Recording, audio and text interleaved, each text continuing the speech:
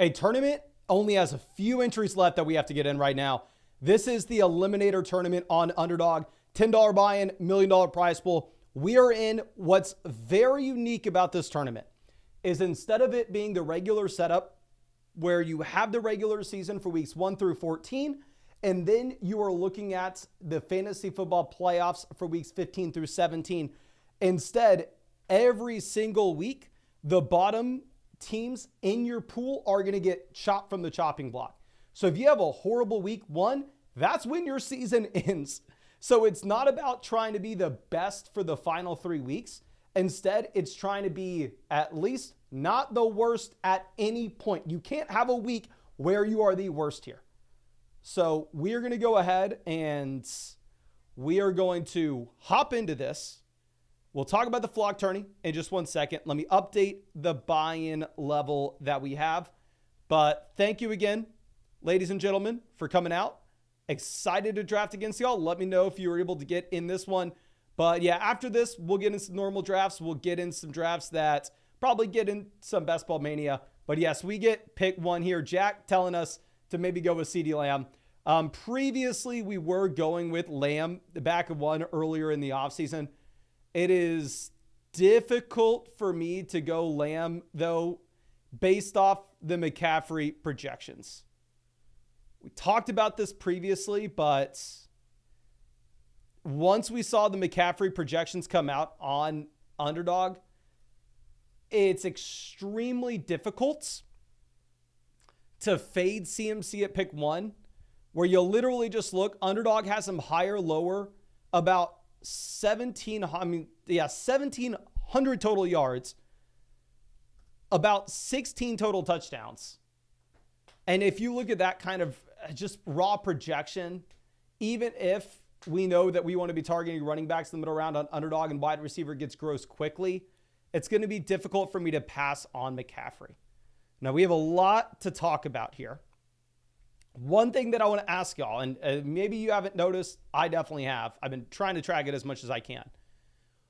What is your takeaway about the continued drumbeat of Brandon Ayuk going over to Pittsburgh? Because right now it looks more and more likely that Brandon Ayuk is going to be a Pittsburgh Steeler this next season. We have to talk about that. We have to talk about Puka's knee injury from yesterday, because you're going to see Puka falling in drafts. And it's a little painful for me because y'all know all offseason, it's essentially been, are you going Puka? Are you going Garrett Wilson? Are you going Puka? Are you going Garrett Wilson? Those have been the guys that are going at picks 10 and 11. I personally have been taking Puka over Garrett Wilson all offseason. I have a lot of Puka Nacua. I took Puka Nacua in a high-stakes $500 underdog draft. So it's tough to see the Puka injury, and now that Puka is going to be falling a considerable amount, I have drafted him some today off the live stream in the 2nd round. Camden Ingo says, updated Jordan Addison news. We have Addison news as well. Let's see what people think about the Ayuk situation first. Frank says, George Pickens fell off. Ayuk remains stagnant. Maybe it moves slightly up round 2. Oh, I will tell you right now, for me personally, Brandon Ayuk goes to Pittsburgh, where right now it looks like Fields is in the mix to be the starting quarterback for the Steelers here. Brandon Ayuk falls down dramatically in my rankings. You go from what should be a top 5 offense in the league to what should be one of the worst offenses in the NFL. And yes, I will be moving Brandon Ayuk dramatically down. And also, if you look at George Pickens needs to dramatically move down. Really, the only situation that this helps is it helps Debo, it helps Kittle. Here you see Debo Samuel go at 13 to the team that took Jahmyr Gibbs at pick 12. But yeah, let's see. And it also raises the bar for Sticky Ricky and George Kittle. I have taken an insane amount of Sticky Ricky. So I am sending up the prayer that all this Pittsburgh Ayuk news is true. Because if it is, ooh, please unleash Sticky Ricky. Please do it. Danny says, is the flock tournament dropping? So I was told that the flock tournament would be dropping every Monday and Thursday. So I'm hoping that we get the flock tournament dropping at some point this live stream. If it doesn't drop during this live stream, I'm assuming it may drop after, and we may end up drafting it tomorrow instead of today. I just emailed my guy over at Underdog, hoping he gets back to me. The issue is it's past the workday, so probably don't get a response. So the flock tournament for tonight is either happening during this live stream or after. Hopefully during, but we'll see. We'll see. Augustus says, what if the Niners get Pickens in exchange? If the Niners get Pickens, that would be very interesting. That would be very interesting. Because then all of a sudden, Brandon Ayuk would project to have 30% of his team's target share. It would be insane. But it would be a very bad offense. It would just be so hard to figure those guys out. Jalen Waddle off the board at 17. Cooper Kupp goes 16. With the Puka Nacua news, Cooper Kupp is skyrocketing here. Freddie says, keeper league, would you keep Lamb in the second, Gibbs in the third, or London in the fifth? I'd probably go Lamb in the second, to be honest with you. Definitely going to go Lamb in the second or Gibbs in the third before London in the fifth. Okay. Let's move this over. So yeah, Kupp off 16. Yeah, and just in case you missed, the Puka news is you have a Puka injury. Puka is now week to week with his knee injury. So for sure it's interesting. For sure it's interesting.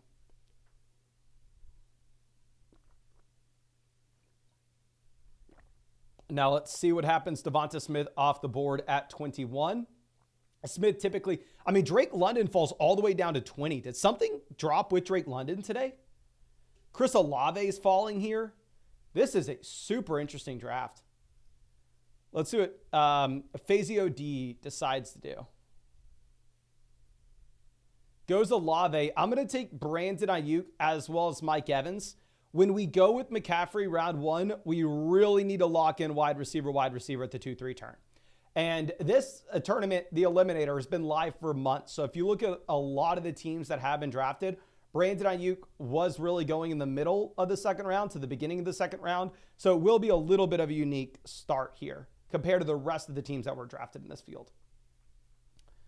Now, of course, real quick, if you don't know what we are doing here, we are drafting on Underdog Fantasy. This is where I draft every single day. I've done it for years. It's best ball, so there's no time commitment at all during the season. It's how I won $150,000 on Underdog 2 years ago. And yeah, I'm going to be streaming here and drafting here every single day until the season starts. So if you want to draft with us, you can find that link in the description, in the comment section. If you use code FLOCK, you are going to get my 2024 fantasy football rankings, my 2024 fantasy football draft guide, both of which are going to be updated and sent to the email that you signed up to Underdog Fantasy with code FLOCK every Sunday from here on out until the season starts. And on top of that, you will get a 50% deposit bonus up to $250. You will get a special Christian McCaffrey pick'em, higher, lower, half a rushing yard that is exclusive only for Flock members. That kicks off week 1 against the Jets. Now, you do need to be in one of these states if you want to draft on to Underdog, though. Now, good news is Underdog is available in almost every state. You can see the map there. Now, John says, who do I keep? 12-team keeper league, full PPR. Round 3, Gibbs. Round 5, Watson. Round 6, Rashad. Round 8, Flowers. I lose this year's draft pick. I'm for sure going to go round 3, Jahmyr Gibbs there. 100%. Please go round 3, Jahmyr Gibbs. So let's see. After we take Evans, Kyron, Metcalf, Neighbors, Achane makes it down to 29 in this draft. Usually you're seeing Devon Achane go in the second round in these Underdog drafts. Okay. Morgan asking if the Flock Fantasy tournament's happening tonight. I was told it was going to happen on Mondays and Thursdays every week until the season starts. It's not live right now. I emailed Underdog. Hopefully I get a response soon. It's not live by the time this live stream ends. I'm assuming it's going to be live tomorrow. But hopefully I get a response soon. Hopefully I'm able to tell y'all something. But Sam says 14-team PPR keeper league. Should we keep McBride or Stroud in the 8th round? I would go with, if it was a 10-team league, if it was a 12-team league, it would easily be McBride. The issue is in a 14-team league, quarterback may get a little bit weird. So I think you know your league better than I do and how the rest of your league mates value QB. Unless your league mates are crazy with their quarterback values, I'm personally probably going to go ahead and take McBride. Okay.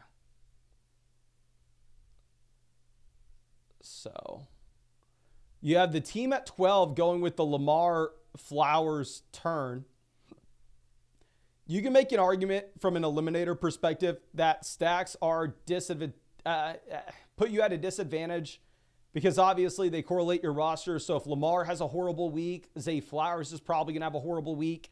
And then all of a sudden you're in a situation where maybe even if they both crush this season, if they're both horrible in week 3, you get bounced from the tournament and it doesn't matter. But at the same time, if Zay Flowers is a great season, it probably means Lamar is a great season. So I think you can make an argument for continuing to stack in the eliminator tournament, or I think you can make an argument for not stacking. My thing is, I don't know. So I'm not going to sit here and act like I have a super strong take either way. Okay, so let's move this over. Kelsey goes 39. Now, personally, I'm not a super big bully tight end fan in the eliminator contest. So it is interesting to see Laporta and Kelsey go to the same team. Okay. Let's see where Pickens goes. I'm really interested to see where George Pickens goes.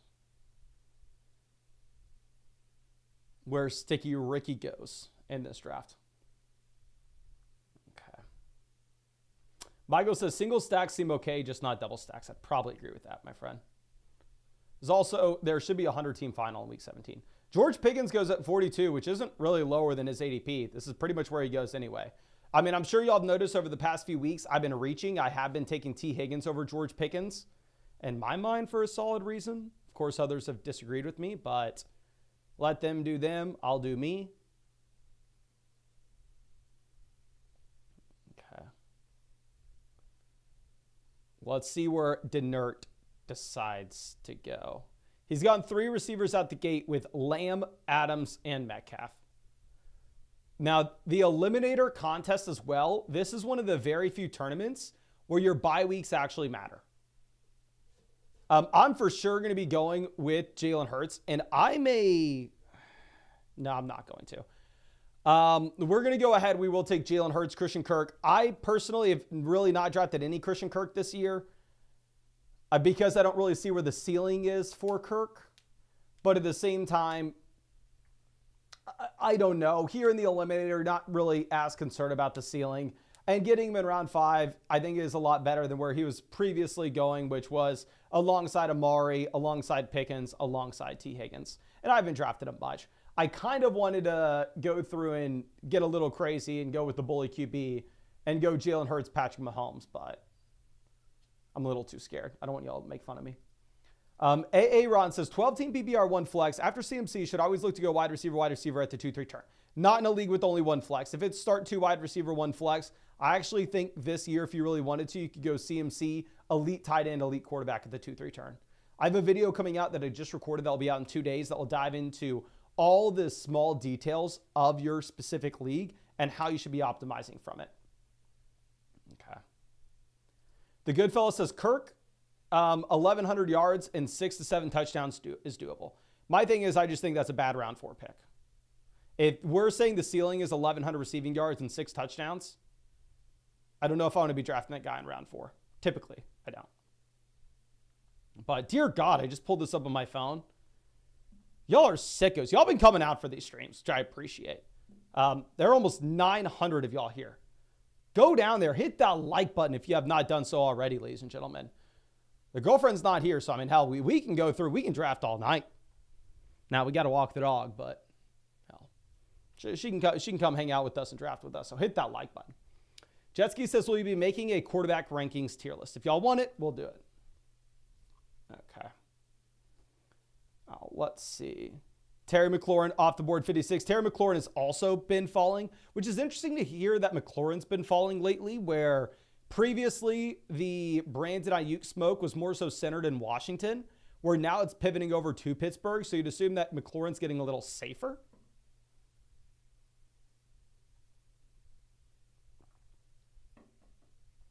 Okay. Let's see. Hollywood goes pick 58. Rachaad White off 57. I've taken a lot of round 6 Rachaad White as of late. But to be honest with you, I really like our team here. Running back, we're holding it down with CMC. Wide receiver, we have Ayuk, Evans, Kirk, and we have the elite quarterback with Jalen Hurts as well. I really do like our team.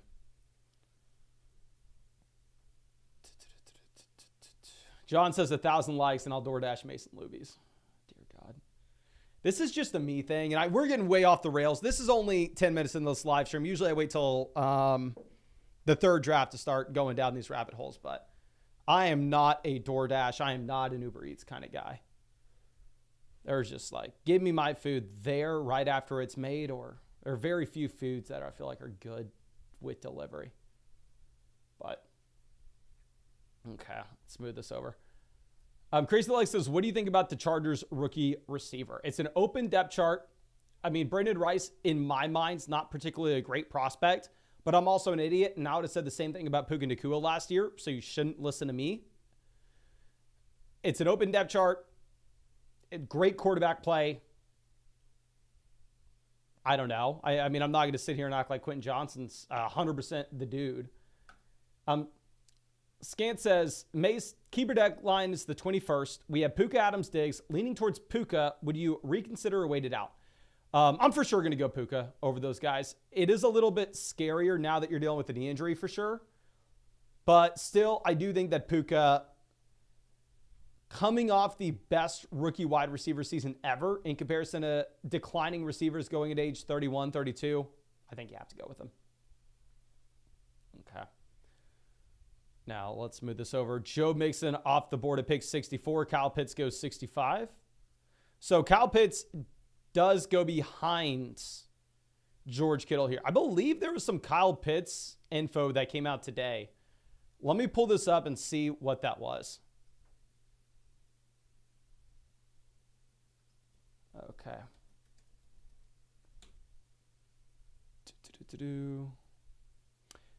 As much as anyone on the offense, tight end Kyle Pitts has been breathing heavily during practice. Part of that's because he's getting a ton of work, more than he did under Arthur Smith, simply because the Falcons practice more personnel groupings under Smith. And part of it could be he's still working himself into shape. You could see his speed getting better. Now, when he gets tired, that's when we need to lock in and make sure we're focusing on little details. Not great. I'll say that. Not great. Okay. Now, let's move this over. Keon Coleman at 69. Obviously, Keon has been a big-time riser as of late, which feels good for me since we've drafted a lot of Keon Coleman much cheaper than this.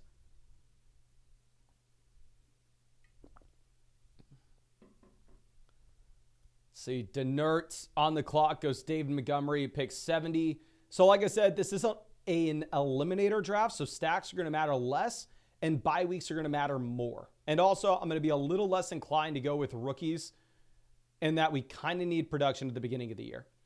Now, if we are looking at these two receivers, we don't have either of these buys. This is about the last time that you can feel comfortable taking receivers.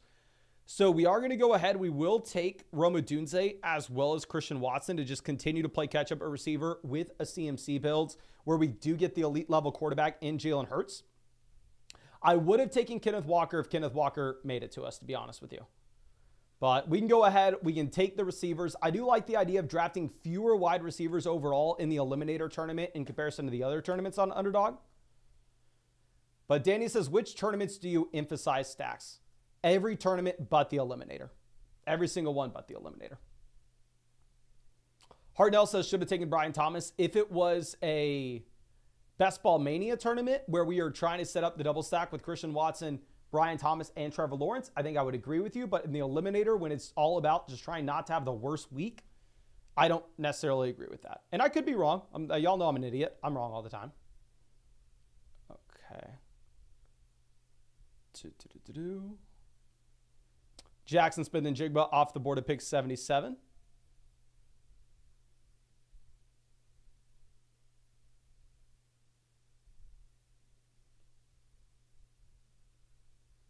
Kamara goes 78. Hopkins, 79. Hopkins is a very interesting pick here because if you think he misses any of the beginning of the year, I mean, this is a spot where it's probably the last kind of tournament you want to take him in.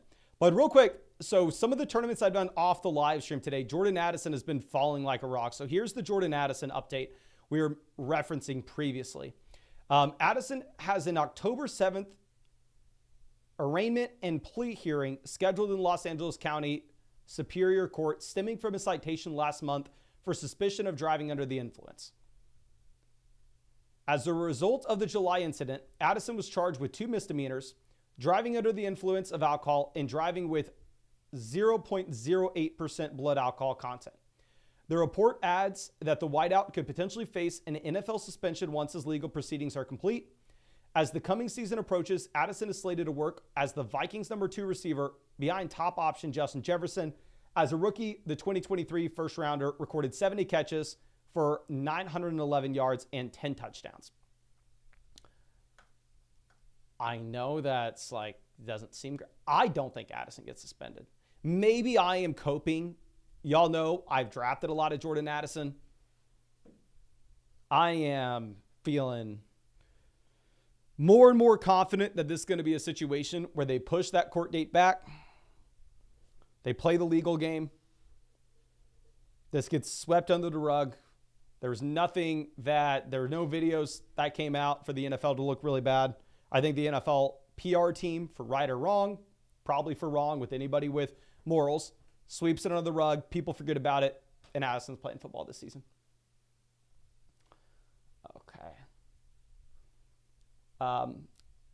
I-Man says, how to get flock rankings? Someone tell me. So 2 ways. One, if you signed up to Underdog years ago, you can always go to flockfantasy.com, pull up my rankings there, use code FLOCK. And if you get an annual Mother Flocker subscription with code FLOCK, you can get my draft guide, you can get my rankings. And after you draft, you can actually submit your team for me to break it down either in a live stream or in a personalized podcast for whatever you want. Just going through and grading your team and making any suggestions on what you can do. Or if you signed up to Underdog Fantasy with code FLOCK and made a $10 deposit in 2024 with that new account, then you're going to get an emailed updated rankings, ADP draft cheat sheet, as well as draft guide emailed to you every single Sunday from here until the start of the season. Okay. Now, let's see. Curtis Samuel off 88. Brian Thomas makes it down to 87. Was there any Brian Thomas news today? Let me go ahead and pull that up because this is the cheapest I've seen Brian Thomas, and I don't know how long. Let's see.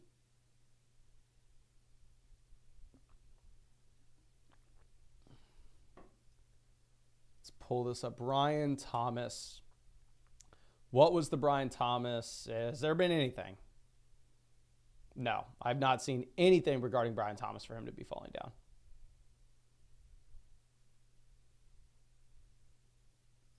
Okay. Let's move this over. So Addison continuing to fall. If Addison makes the meet at 96, I will take him. Joe Burrow goes 93. We got the news that Jonathan Brooks not going to play in the preseason. It looks like Zach Moss has been playing a ton. I mean, Chase Brown's been having a ton of snaps as the top guy in Cincinnati, but Zach Moss is listed as the starter on the depth chart. I think we're going to go Cortland Sutton here as our 6th receiver. I think it allows us to only have to take 6 wide receivers if we don't want to take any more. And he has a unique bye where we don't have anybody else with the same bye. And we're to take Jonathan Brooks at the beginning of the 9th. Now, I will say I am way less excited about Jonathan Brooks from an eliminator perspective because with Jonathan Brooks, if he misses the beginning of the season, even if he potentially comes out and crushes at the end of the year, if we get bounced in week 2 because he's not playing, then it doesn't matter how good he is at the end of the season. We're not in the tournament. So it's tough. It's tough. But we'll see if we can make it work. Okay. Now, yeah, Pollard, Chase Brown, Brian Robinson, Zach Moss, all immediately going after we take Jonathan Brooks. And now when we've gotten this heavy wide receiver, we're probably preferring to see more wide receivers go. Aaron says, which draft is more relatable to an at-home draft when talking draft strategy, for instance, a 12-team PPR? If you're talking about, say, like an underdog draft tournament, probably the marathon, I would say. Which the marathon is just total points scored. In the marathon, you're going to see running backs go earlier. You're also going to see rookies get pushed down a little bit more. Whereas in Best Ball Mania, really you're just trying to optimize for those final 3 weeks.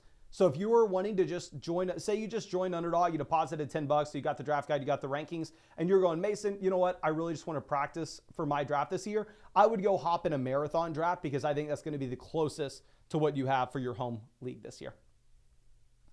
Augustus says, I'm starting to think Chase Brown should go before Jonathan Brooks. There'll be a lot of drafts where you see Chase Brown go before Brooks. That will be something you see relatively often, my friend. Okay. Isaac says, why is nobody hyped on Zach Moss? Personally, I love Moss at this price. I've said this really all offseason now that I don't love Zach Moss as a player. I don't love Chase Brown as a player. But what I'm willing to admit is this should be a very good offense. And not only should this be a very good offense, but at the same time, they're the only guys there. So even if I don't love them as talents, they're probably players that I need to go through and I need to draft because they could just go out there and crush based off a raw situation. Okay.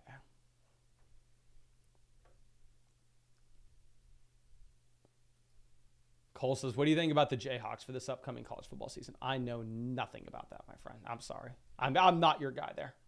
I barely know about what's going on at Texas. Hook 'em horns. And now that we're in the SEC, the last thing I'm ever going to be concerned about is the Jayhawks.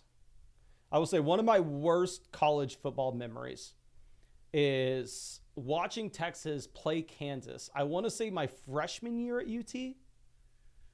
I think it was my freshman year. We are supposed to be good this year, as Texas always is, as they never are.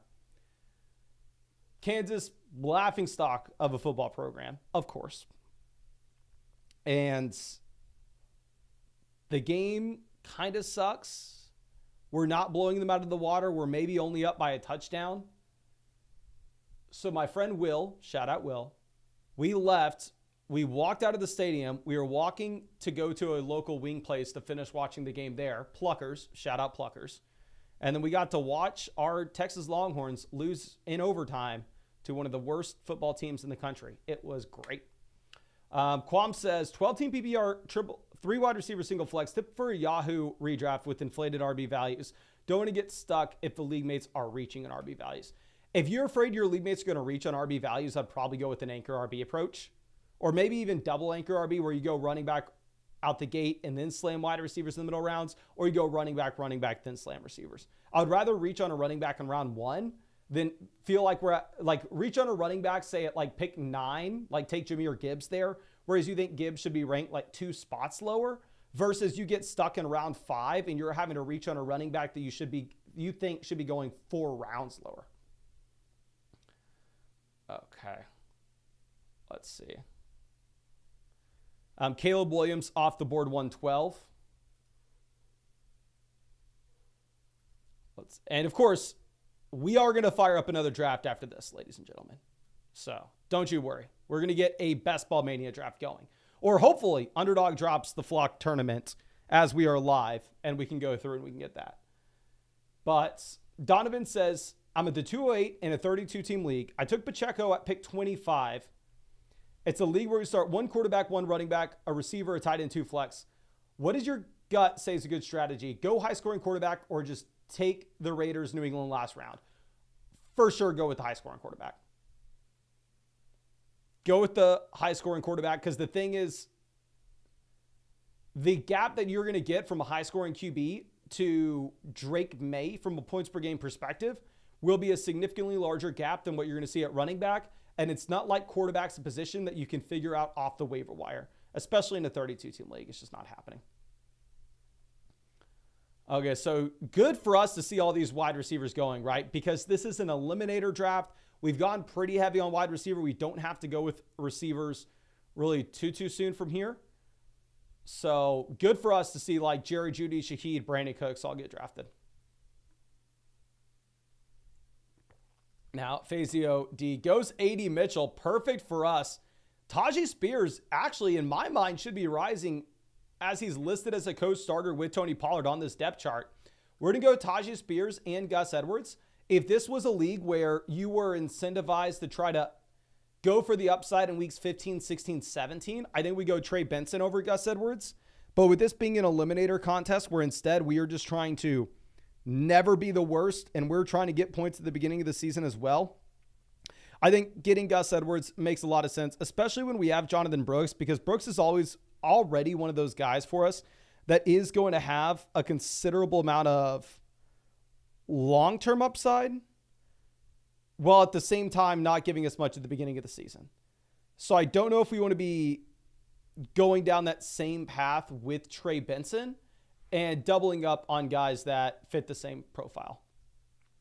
But y'all aren't going to believe this. I got someone special for y'all this live stream. I do need a drum roll before we introduce her. But she's a special lady, special to me, special to a lot of people here. Probably the best fantasy football drafter in the world. Was with me when we drafted the $100,000 winning team 2 years ago. So drum roll, please. Come on, get in here, get in here. Come here, come tell everybody hi. Come tell everybody hi. We're with the standing desk.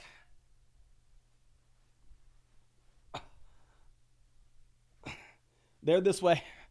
They're this way. Oh, she doesn't want to turn her head. I know. You're a good girl, aren't you? You're a good girl. Okay, standing desk, a little bit harder to get on the screen, but nonetheless, she's in here. She's in here. John says Hillary, question mark. I actually had a dog named Hillary back in the day. But yes, the new Bachelorette is in the building. And you better believe I'm winning this rose. You better believe it. But after we take Spears, Edwards, you do see Goff, Freiermuth, Zeke, Polk, Tua, Corum, Ford, Schultz, Chubb all off the board. I think you could make an argument that instead of us going Gus Edwards there, we should instead go with Ezekiel Elliott's. Because if you look at Gus Edwards versus Zeke, Gus Edwards has the week 5 bye. The week 5 bye is the same as Spears. Whereas Zeke has the week 7 bye. So we did double up on the week 5 bye, which isn't great there with Spears, Edwards. And also, obviously, Zeke's a pretty comfortable projection from a week-to-week perspective as well. So, I don't know. But Brandon says, in a keeper league, transitioning into a dynasty superflex, number 2 pick, Chase is my keeper. All the quarterbacks are gone. Best available is Love, Herbert, and Amon-Ra St. Brown. Okay, keeper league, transition, dynasty, superflex, number 2 pick, Chase the keeper. I personally would be going with Justin Herbert. If it is a 12-team or more superflex league where quarterback's going to be very hard to come by. If it is a 10-team superflex league, quarterback's going to be very easy to come by. And instead, I'd probably go ahead and I'd take Amon-Ra St. Brown, to be honest with you. Siobhan says, Mason is your turning out. I'm hoping it comes out during this live stream, my guy. I emailed Underdog. I promise you, I'm checking my phone every 30 seconds, hoping I get word relatively soon. And the second I do, I'll be relaying that over to you. Sadly, it looks like maybe this may be happening tomorrow instead. We'll see. We'll see. But Herbert, Stafford, both off the board, 135, 136. So when we go Jalen Hurts to pick 48, in a regular Best Ball Mania draft, there were for sure only going to be taking 2 quarterbacks.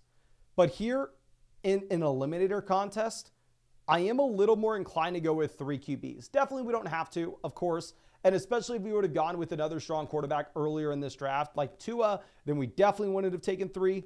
But here, it is interesting. Now, Superstar says, how much is the entry for the flock draft? It's going to be a $10 buy-in, my friend. Now, Charbonnet off the board, 138. I would have loved Charbonnet to make it to us. Deshaun Watson goes, so the quarterbacks are really going up this board. I mean, Aaron Rodgers is the next best quarterback available according to ADP.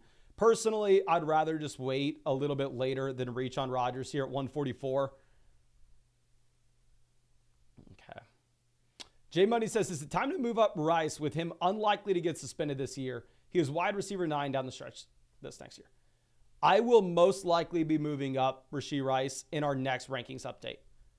I'm going to wait to update the rankings until we have the Brandon Ayuk news, but I think that Rashee Rice has to be ranked as wide receiver 1 in KC at this point. So I think if we're looking at how we can set this turn up, Cole Kmet is an easy pick for us. It's a unique buy. We don't really have too many players with the week 7 buy. We're going to need some tight end production here so we don't get bounced. Hawkinson, I really like if it's best ball mania and we're trying to chase upside for weeks 15, 16, 17. Here, not so much. If it's best ball mania, I think we go Tyler Algier because if Bijan were to go down, I think it's a much higher ceiling than Ty Chandler. But instead, I think we're probably going to be very boring. We're going to take Chandler. We don't have another running back with a week 6 bye. And at the same time, he will be someone that has a role from a week-to-week perspective. I don't think he has a crazy ceiling. So in a regular fantasy football draft, I'm not super excited about him. But specifically in this eliminator contest where the name of the game is just don't be the worst, I think he will help us not be the worst. So we will mix him in here. Okay. And now at running back, we are sitting with CMC, Jonathan Brooks, Tajee Spears, Gus Edwards, Ty Chandler. Wide receiver, we have Brandon Ayuk, Mike Evans, Christian Kirk, Roma Dunze, Christian Watson, Cortland Sutton. Quarterback, we have Jalen Hurts. Tight end, we have Cole Kmet.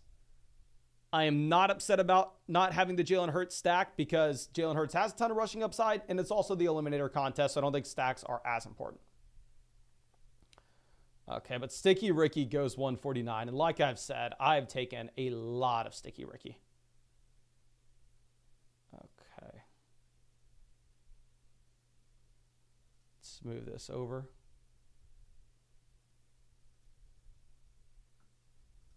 Soup says, W pick. Who would you pick in a 16-team full PPR league? I have no idea how to answer that, my friend.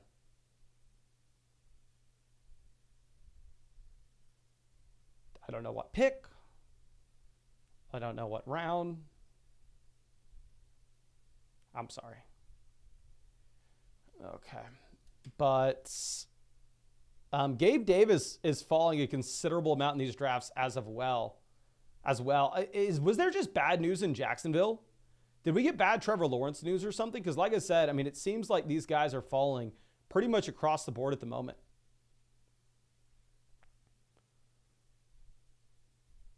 Okay. Brandon says, love the channel, brother. Why Herbert over Jordan Love? Personally, I feel more comfortable with Justin Herbert in Dynasty. Because if we're looking at Herbert in Dynasty, the situation for this year doesn't matter as much. And also, we have a larger sample with Justin Herbert dominating than we do with Jordan Love. Love looked great last year, but ultimately it was a very small sample, whereas we've had a much larger one with Herbert over the years. Okay. Let's move this over.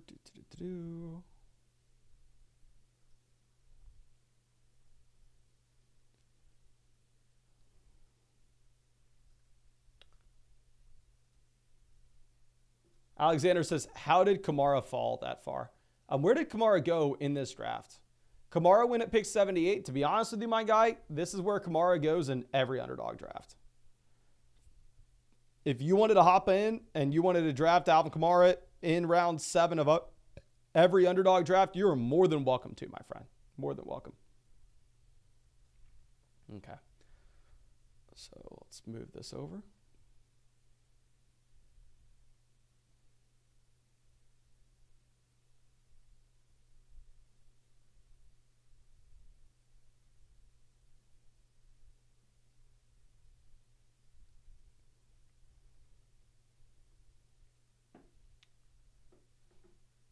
Now, Ray Davis off the board at 160.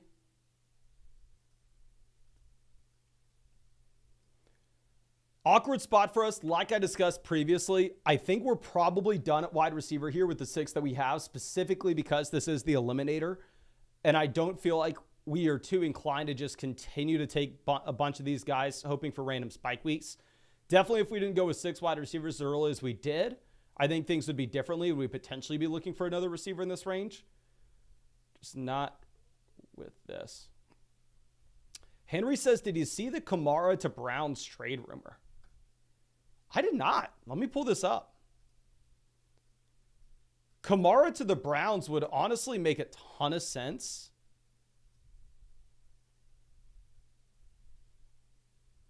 Just because, I mean, if you are looking at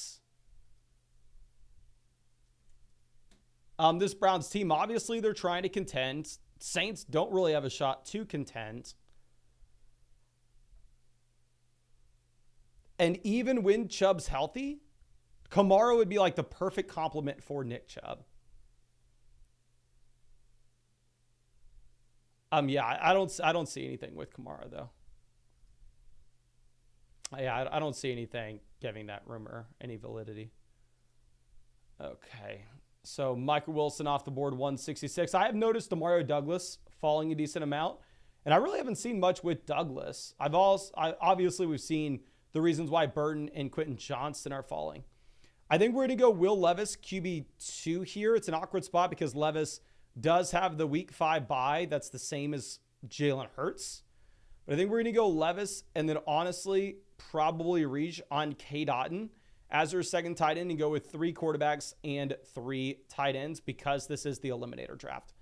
But I'm going to show you all this board. I'm going to probably finish this draft off on my phone, to be honest with you. But we will hop in another draft right this second, ladies and gentlemen. So let me give everybody the opportunity to see this draft board. Okay. There you go.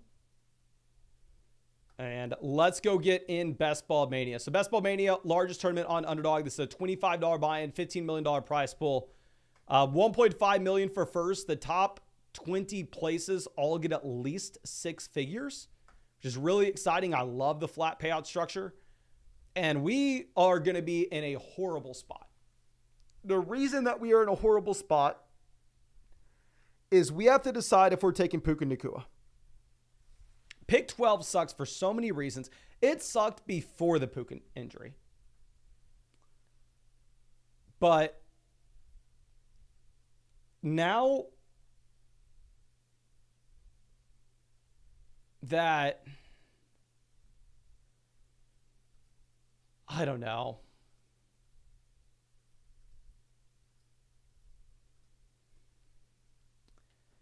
Now that Puka may not be in play at the 12-13 turn, it just makes your life that much harder. Teresa says Higgins incoming. I promise you I will continue to draft Higgins over guys like Pickens. I promise you.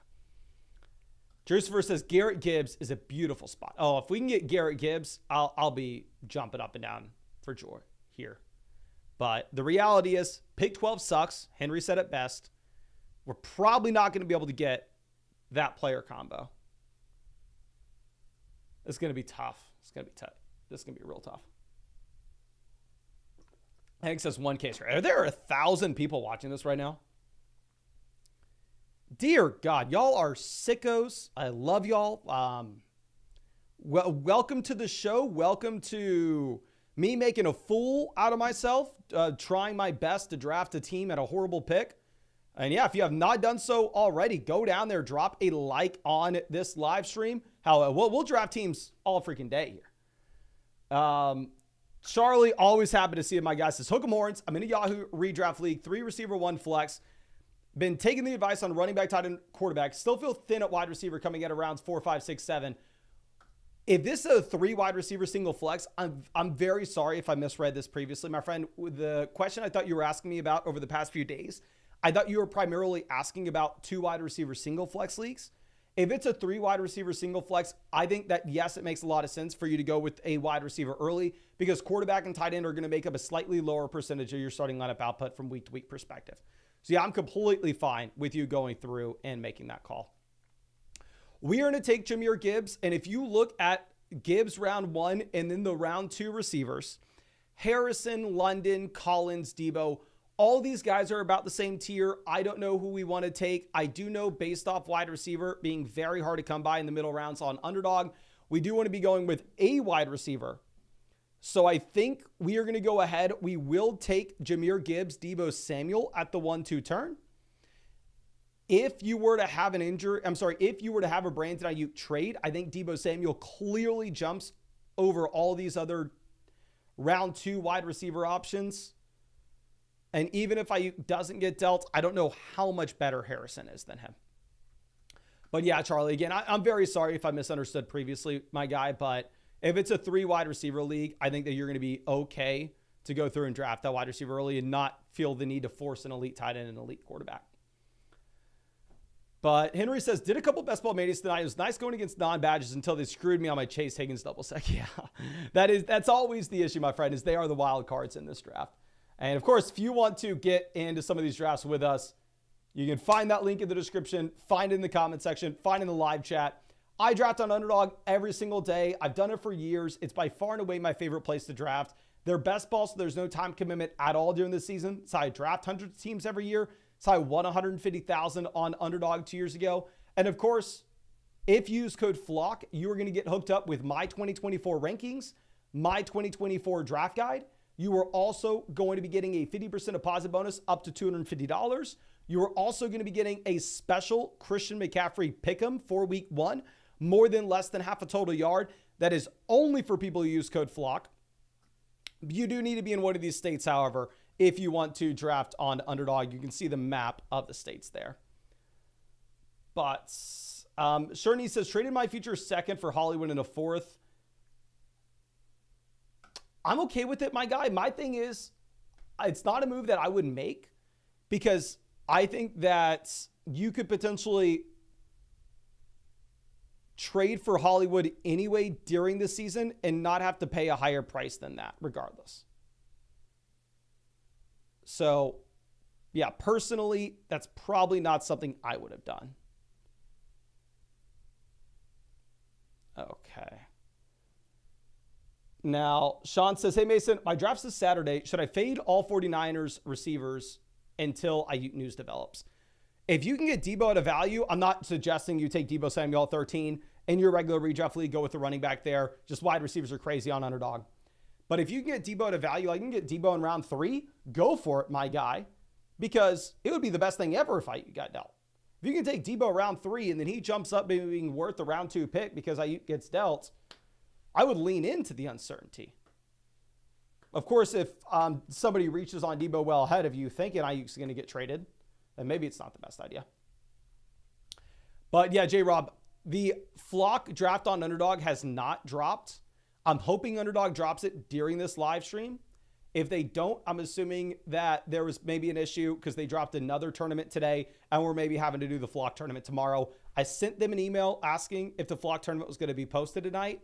They have not got back to me. I promise you if they do, I will let you know right away. Okay. Henry says, hopefully you watched House of Dragon last night because tonight is draft night. We might hit 700 likes. We got to talk about House of Dragon, okay? It's probably a little too early. It's maybe a little too early for me to say anything House of Dragon wise because I understand that a lot of y'all probably have not watched it. I'm not going to give any spoilers. But I will say, crazy that Rhaenyra's pregnant again. Okay. Now, let's move it. Travis Kelce off the board, pick 29.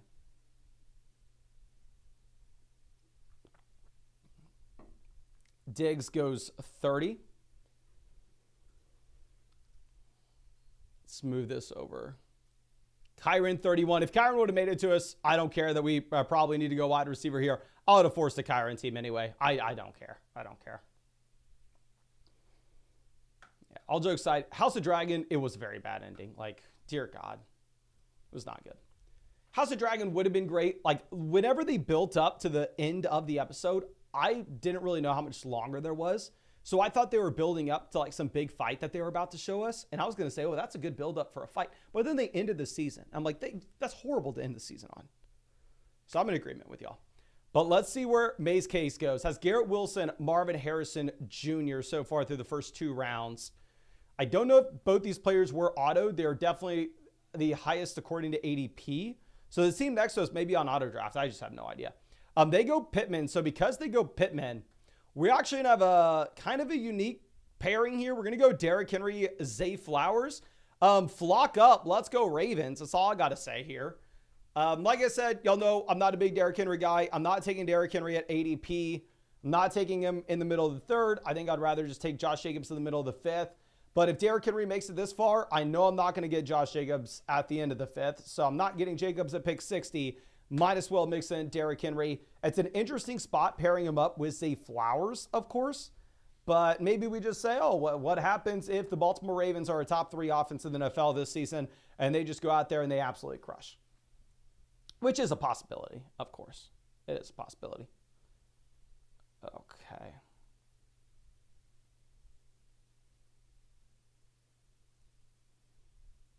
No.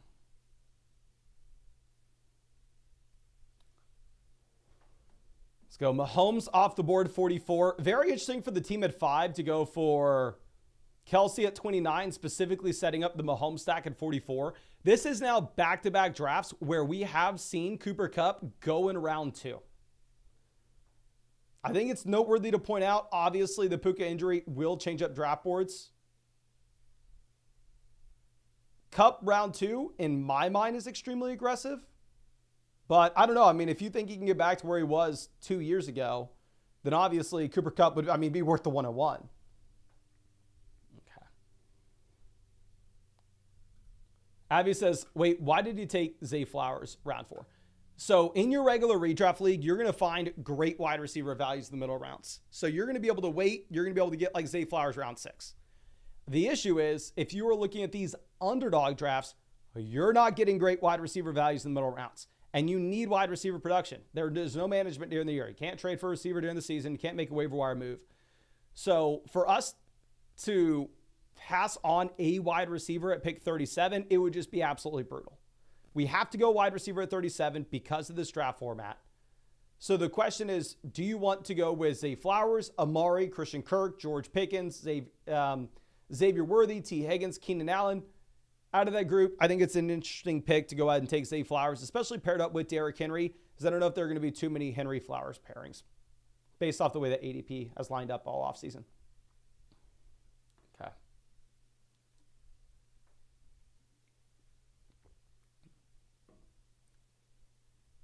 Jacobs off the board at pick 54. Terry McLaurin goes 55. James Cook goes, we could take an unstacked Anthony Richardson, of course, given his rushing upside if we wanted to. We could reach on George Kittle and say, oh, hypothetically, if we end up getting a Brandon Ayuk trade, then all of a sudden George Kittle and Deebo Samuel could both pop in a big-time way. Richardson goes, I think we're going to take Calvin Ridley, who gets the bump up with the injury to DeAndre Hopkins. And I think we're going to take George Kittle here. And I understand there's a possibility that Brandon Ayuk doesn't get dealt. I don't know if Ayuk's going to get traded. I don't know if he's going to stay in San Francisco. But I'm trying to turn this $25 buy-in into $1.5 million, right? Whenever I won multiple tournaments on Underdog 2 years ago, it's not because we played it safe. It's because we took swings, because we took gambles.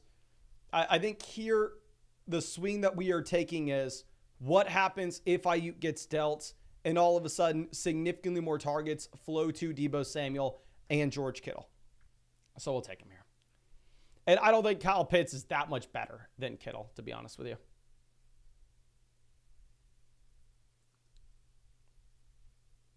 NWD says, been taking a lot of Jaden Reed in this area. What are your thoughts? I've taken a lot of Jaden Reed here as well. Do I feel great about it? Probably not. Have I done it? Yes. With Jaden Reed, he fits kind of what we're looking for with both buckets. He's in a good offense. Not only is he in a good offense, but at the same time, he was a good rookie wide receiver going into year 2. In the Venn diagram of wide receivers that we want, he's right in that middle. So I have been taking Jaden Reed. Obviously, there are so many other options, so many other targets in Green Bay that it is kind of difficult for us to go out there and be super confident with that selection.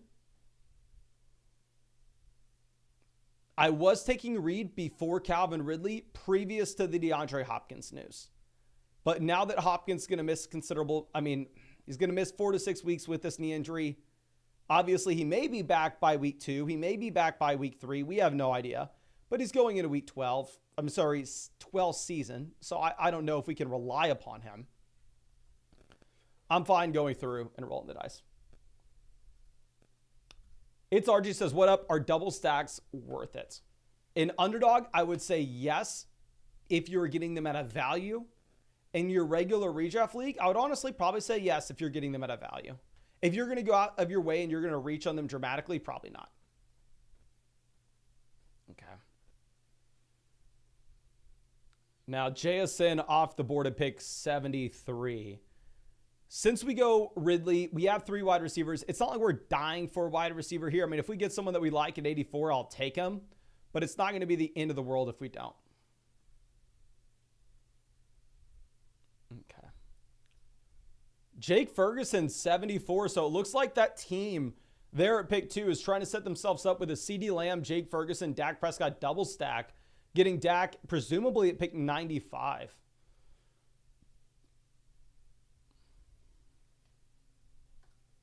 Okay. Let's move this over. CJ Stroud falling currently.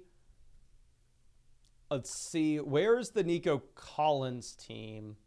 This team has Stephon Diggs, the Bandit team at 78.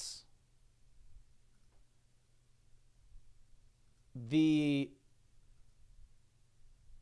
Technique team has both Nico Collins and Tank Dell, but they have Jalen Hurts stacked with A.J. Brown. So they don't necessarily need to take CJ Stroud. But I would expect CJ Stroud to go before we're back up on the clock. What's interesting is there's a good shot that Kyler Murray makes it to us because the team that took Marvin Harrison Jr. has already selected both Josh Allen and Anthony Richardson. So we could go with an unstacked Kyler at pick 84, and then we could decide to target like Michael Wilson later on. There are a couple different Cardinals we could take, even if we don't have Harrison, even if we don't have McBride. I mean, we could go Michael Wilson. We could go Greg Dortch. There shouldn't be a ton of Greg Dortch, Kyler Murray stacks in this tournament. And Greg Dortch has been getting a ton of positive news out of camp. Okay. Maisie Cakes on the clock. So you know what I'm going to do here? I'm going to let y'all continue to make fun of me. I don't care. You do you. I'll do me. I'm going to take the wide receiver going into year 2 that had a great season. I'm going to take Jordan Addison. Yes, he may get suspended. Yes, he's going to have much worse quarterback play. Yes, he's going to have a lot of target competition. But getting him at like wide receiver 47, I'm okay with rolling the dice. We need wide receiver production. So we're going to double tap the Vikings here. We're going to go Jordan Addison and Aaron Jones at pick 84, 85.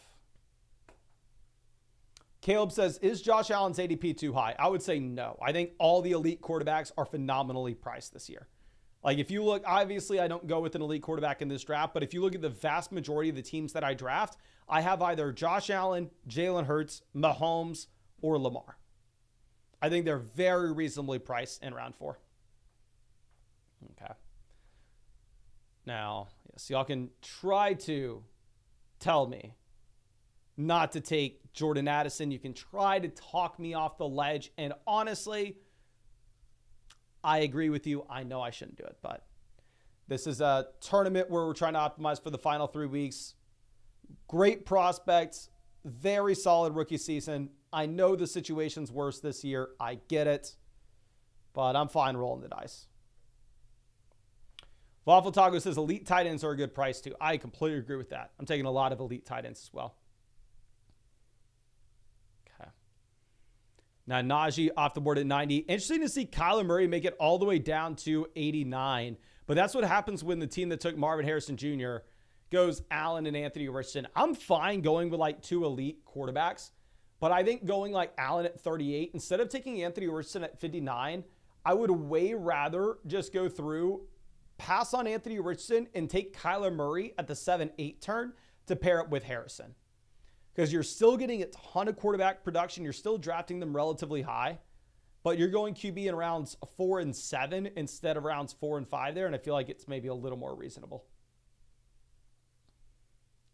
Okay. Mr. Pickle Hut Fader. Weird ass name. This is 111. Puka, Waddle, Diggs, Laporta, Ridley, Mixon, CJ Jones, Raheem Lockett, Tua, Schultz, Algier, Thielen, Jaleel Boyd. Interesting team. I like the unique start out the gate. My only hesitation with it is I don't like how many Texans we have. To go Stroud, Diggs, Mixon, and Schultz, I probably wouldn't have gone Mixon on that team myself. Okay. Penix says, hey, Mason, what's the tailgate draft? Why is it not filling at all? The tailgate draft on Underdog, what's crazy about Underdog is y'all know that they have other sports. I believe I just saw this before we went live, and it just dropped, which is why I think maybe the Flock tournament hasn't dropped. Like I said, I emailed Underdog. Hopefully it goes live during this stream. But the tailgate is a college football draft. It's a college football tournament. I have no idea what sickos on this planet can draft 20 rounds of college football players. Apparently Alcoholic Saints fan can. I would get 3 rounds in and be completely lost. But yes, if you can draft 20 freaking rounds of college football players for fantasy, fire up Underdog, go to the tailgate. I'm not, because I am I'm just not able to. Like I would get freaking crushed. I have no shot.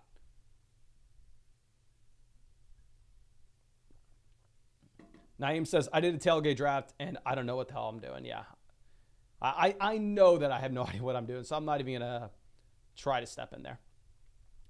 So, obviously, Brock Purdy makes a ton of sense for us to take when we have Deebo Samuel, when we have George Kittle. More likely than not, we are going to be going with Brock Purdy at 108, 109, one of those selections. It really just comes down to who's the other guy that we're going to take here. Okay, Pollard goes 105. So like I said, just in case you didn't see, the news today in Tennessee was Tony Pollard and Tajay Spears were listed as co-starters. Shakir off the board, so I'm actually going to take David Njoku and then Brock Purdy. Taking David Njoku here to pair up with Kittle makes it where we are only going to have to draft 2 tight ends through the rest of this.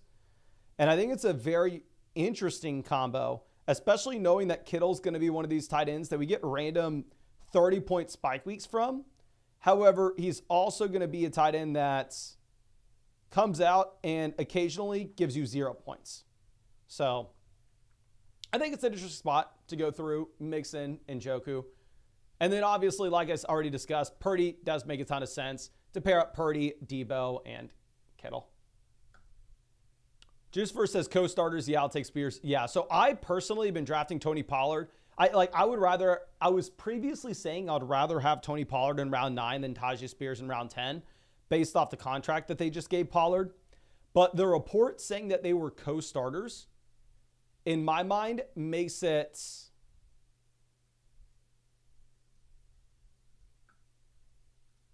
I don't know. It makes it more likely that Spears can take over.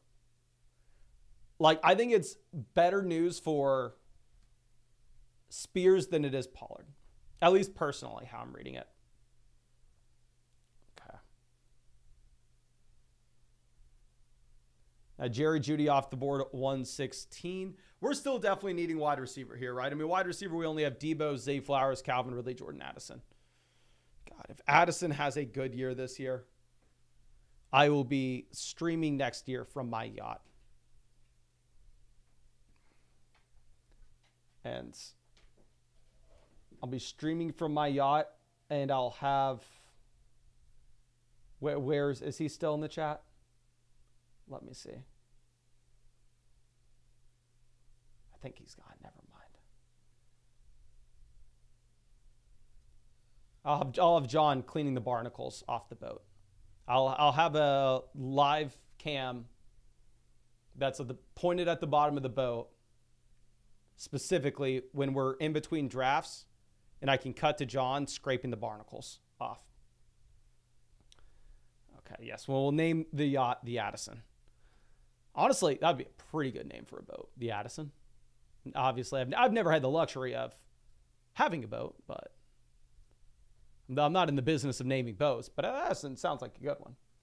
Korean Panda says, thoughts on going running back at the 12, like Gibbs and Taylor on the turn, or not worth it for the lack of wide receiver strength? If it's a league where you start 2 wide receiver, 1 flex, I would probably be honestly, I'm all in on going running back there at the 1-2 turn. If it's a league where you can start 4 or more wide receivers and it's a full PPR format, I'd be more inclined to go like Gibbs and then wide receiver. If it's underdog, I think going Gibbs Taylor is going to be very difficult to make work. Okay. Now, Dallas Goedert off the board, 127.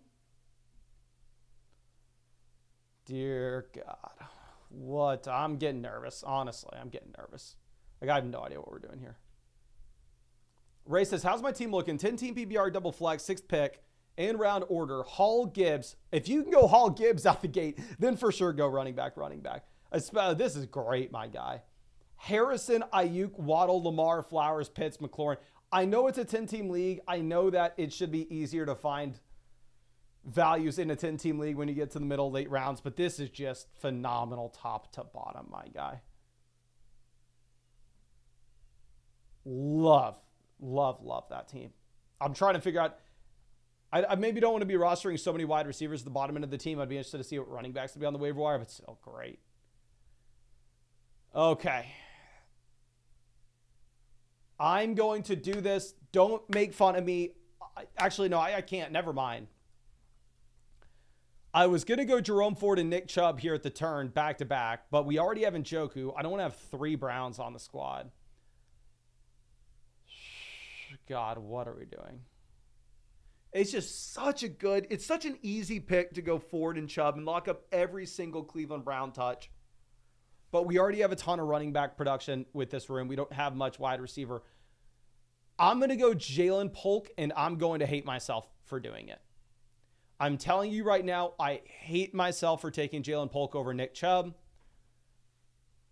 If we get great wide receiver values falling to us in the later rounds, that's going to be an absolute, atrocious pick looking back on it. But I don't know. Ponsix says, what's the downside of having 3 Browns? Because if you're thinking about how your team wins Best Ball Mania in Week 17, what does the Browns offense do for these guys to hit your lineup at the same time? Like, I'm fine having Chubb and Ford on the same squad. I don't know if I want to have Chubb, Ford, and Njoku all on the same team together.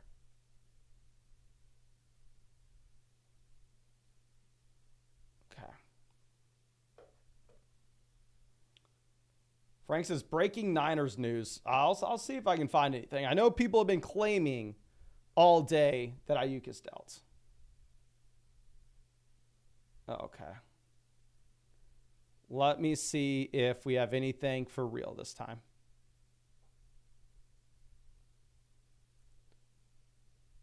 I've searched Ayuk on Twitter 100 times today. Legitimately 100 times.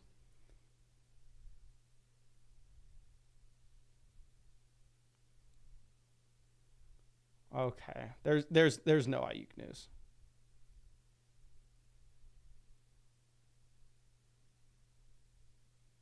Okay. Yeah, there's nothing. Oh, Matt Breida signed to the Niners. Never mind. Oh, breaking news. Matt Breida and the Niners are once again together. Ooh, super exciting stuff. But yes, real quick, if you want another draft, go down there, hit that like button, and we'll fire up another draft. In reality, we're going to get another draft going regardless. But it would be cool if you hit the like. Clutch McGee says, hey, Mason, 14-team map PBR super flex. 3 wide receivers double flex. With it being this deep, would it be insane to target Gibbs and Montgomery? I don't think so. I think you can go ahead, definitely take both running backs if you want to. I'm not going out of my way and pushing Montgomery up just because we have Jahmyr Gibbs, though, I will say 14-team Superflex League quarterback supply and demand is going to get thrown way out of whack. Highly recommend going QB out the gate if you can.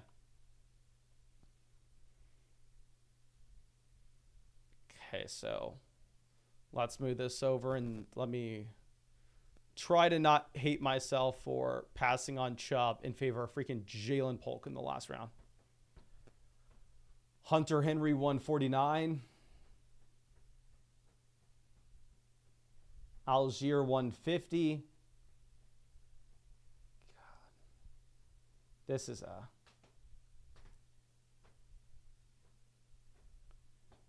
tough spot. Alex says, how are we feeling about Ayuk's draft stock if he goes to Steelers? Goes down dramatically. He goes from what projects to be the best offense in the NFL to what should be a pretty poor offense. Stafford 152. TJ Hawkinson falling sucks for us because I can't take TJ Hawkinson. We already have Kittle and Njoku. We're done at drafting tight ends. I mean, I would love to have Hawkinson at this price in Best Ball Mania, but sucks to be us. So I think Bateman got injured, right? Yeah, what's the Bateman news? Exits practice Monday. Bateman appeared to injure his midsection during Monday's practice, holding his ribs, then didn't finish the session. No bueno for Bateman, who's clearly dealt with injuries in the past. Okay. Sticky Ricky off. Probably saves us from ourselves. Aaron Rodgers goes. Let's see what Maisie Cakes does. Yeah, Pickens also has a massive hit if Ayuk goes. We will take Deshaun Watson to pair up with Ford and Njoku. I think this honestly is another reason why we don't really want to go Chubb in the last round. I probably go Chuba Hubbard. Now, let me explain to you why the Chuba Hubbard pick is bad here. I've taken a lot of Chuba Hubbard in this range, and Chuba Hubbard is my preferred running back out of Jalen Wright, Vidal, Gibson. God, I wish I could. I wish I didn't take Njoku. I really wish I didn't. Okay, I'm going to take Adam Thielen. We're going to panic. Okay, so let me explain what just happened.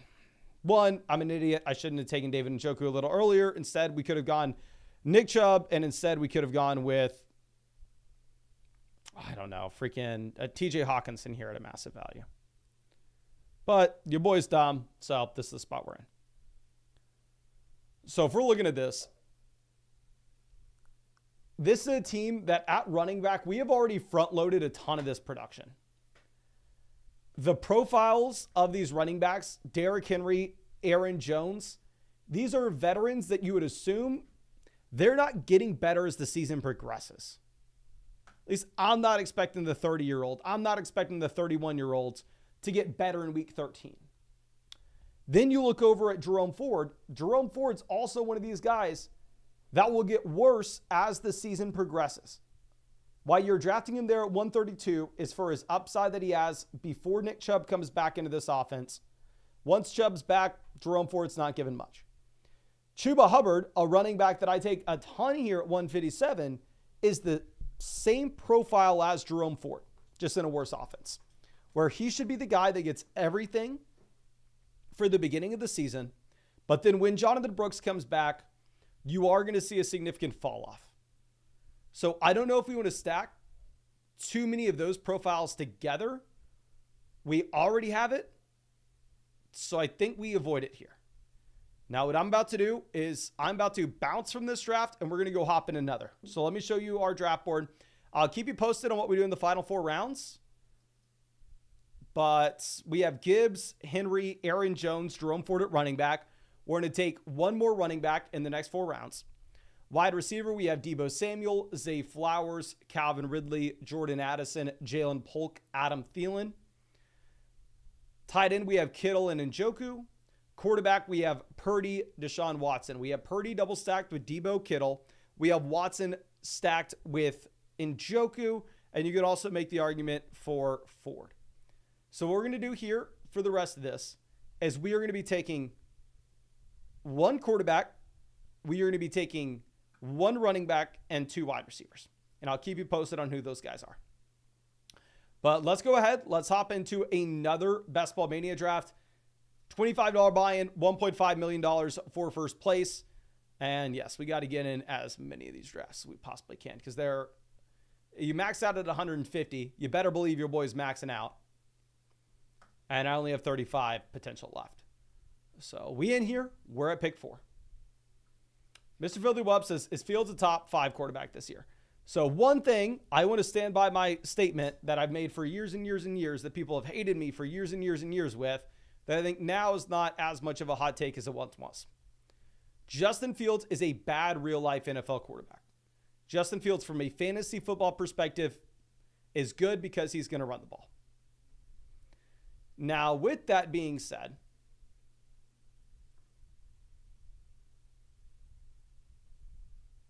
if Fields is the starting quarterback for the Steelers and Brandon Ayuk is dealt to Pittsburgh, I tweeted this out earlier today, Justin Fields is the QB7 probably in my rankings, which I would never put him there just because I don't think you can ever know for sure if he's going to start all 17 weeks. But if you told me for a fact right now, Justin Fields starts 17 weeks and they trade for Brandon Ayuk, I think you rank him QB7 because he's going to run the ball a ton. And it would be the best situation he's ever had. Okay. Here in round 1, we are going to be going wide receiver. We will take Jamar Chase. Right now, the Bengals offense projects to be very good. Looks like the Burrow wrist injury is not too bad. But Jayan stopping by telling us to get in a college draft and take some Longhorns. I don't know if we can do it. I don't know if we can do it, my guy. But Jesse says, yo, Mason, are you still doing 30% off for the first time using code FLOCK and FLOCK Fantasy? If I buy a month, do I get my team broken down in a podcast? So if you sign up to Flock Fantasy with code FLOCK, you'll get 30% off any sub. And with the annual Mother Flocker sub, I will break down your team in a podcast. Hope that helps, my friend. Thank you for being a longtime member of the Flock. Okay. So let's move this. So Bijan goes at 5, which is very interesting. Much higher than where we've typically seen Bijan. Okay, so I'll keep you posted on what we're about to do at the 15-16 turn. At the 15-16 turn in the other draft, we go Antonio Gibson as our RB5. And then we take Will Levis as our QB3 to pair up with Calvin Ridley. Okay. And then we're going to be going wide receiver in the last 2 rounds.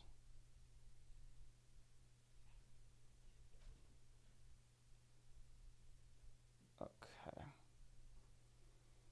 Puka goes at 12. So it looks like the drafts that we've been in today, you have not seen Puka fall too far. But what you have seen is you have seen a massive rise specifically from Cooper Kupp. So Kupp's been rising. Puka's been remaining relatively steady. Like we were in a draft today where we went to pick 8.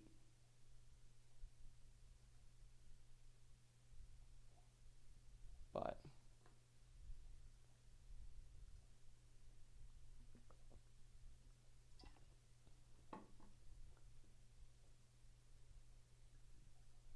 okay, let's move this over.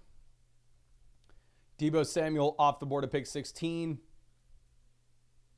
So we do get the ability, if a running back makes it to us in round 2 that we like, we can go with them. But obviously, if we go wide receiver in round 2, which is what I do a lot, it does open up the door for us to go Kyron Williams in round 3, which y'all know I like.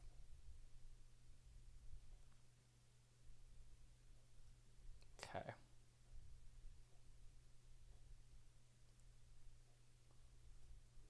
Move this over. Drake London off the board at 18. Shaquille says, rank Neighbors, Higgins, Ridley for me. In that exact order, my guy. In that exact order. Both for Dynasty and Redraft. We are going to take Olave. If you look at ADP with where Olave's gone all year, this is a pretty unique start for Chase and Olave to go rounds 1 and 2. Like I said, this does open up the window for us as well to go Kyren Williams pick 28. Okay. Spree Dog says over 1,100 watching. Nice. Hello, y'all. Welcome. Welcome, welcome, welcome. Hit that like button. What are you doing here? Hit that like. Okay. Achane, Barkley, both off the 2-3 turn. It's not that uncommon to see Achane rising over Barkley now. Personally, I definitely prefer Barkley. I think based off the size profile that you have, he's just significantly more likely to turn into a 3-down bell cow, where just with Achane, you're betting on efficiency, not necessarily volume.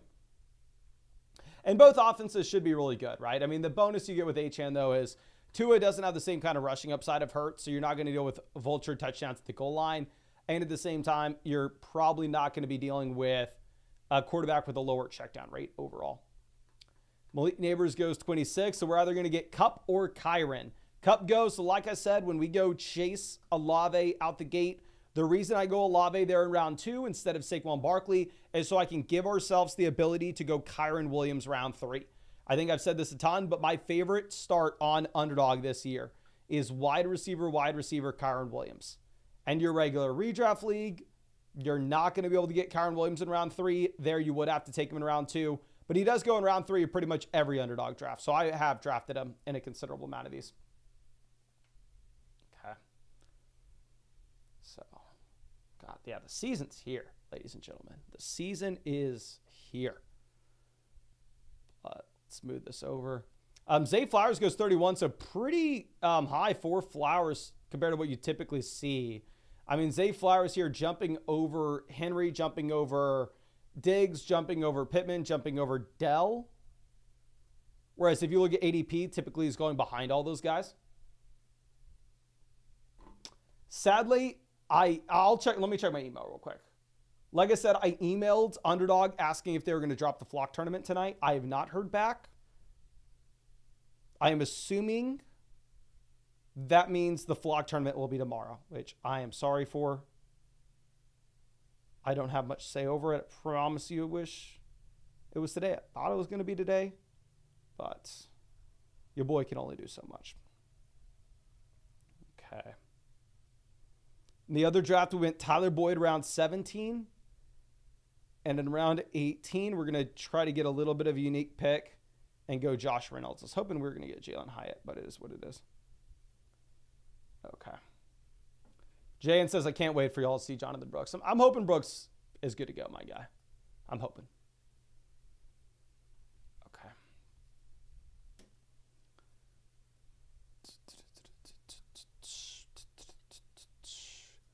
Amari off 38. Dell goes 39. Pretty late for Dell, to be honest with you. That's a little surprising here.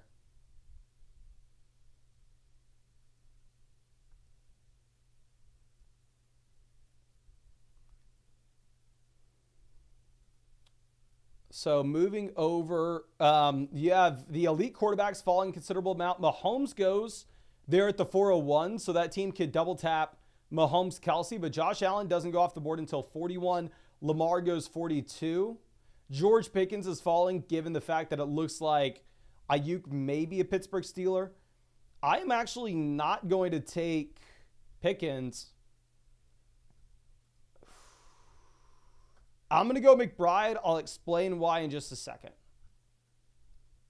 Trust me on this. I think McBride's the pick. I do have Andrews ranked ahead of McBride, but whenever I go Andrews, it's specifically because we're wanting to set up a Lamar pick on the way back around. But Pickens finally off the board there at pick 47. Which, if you wanted to roll the dice and say that Brandon Ayuk stays in San Francisco, don't think Pickens is a bad selection there at all. Jan, yeah, here comes the McBride. Love it, my guy. Okay. IBC says Pickens isn't going to stay if he's traded there. I think Pickens does stay. Why would he not? Pickens has been a wide receiver too his entire NFL career. Why would things be different now? Okay. So Andrews goes, Jacobs off at 50. The reason I took McBride is one, so we could put ourselves in a position where we are allowed to go Josh Jacobs in the next round, and also so we could potentially set up Kyler.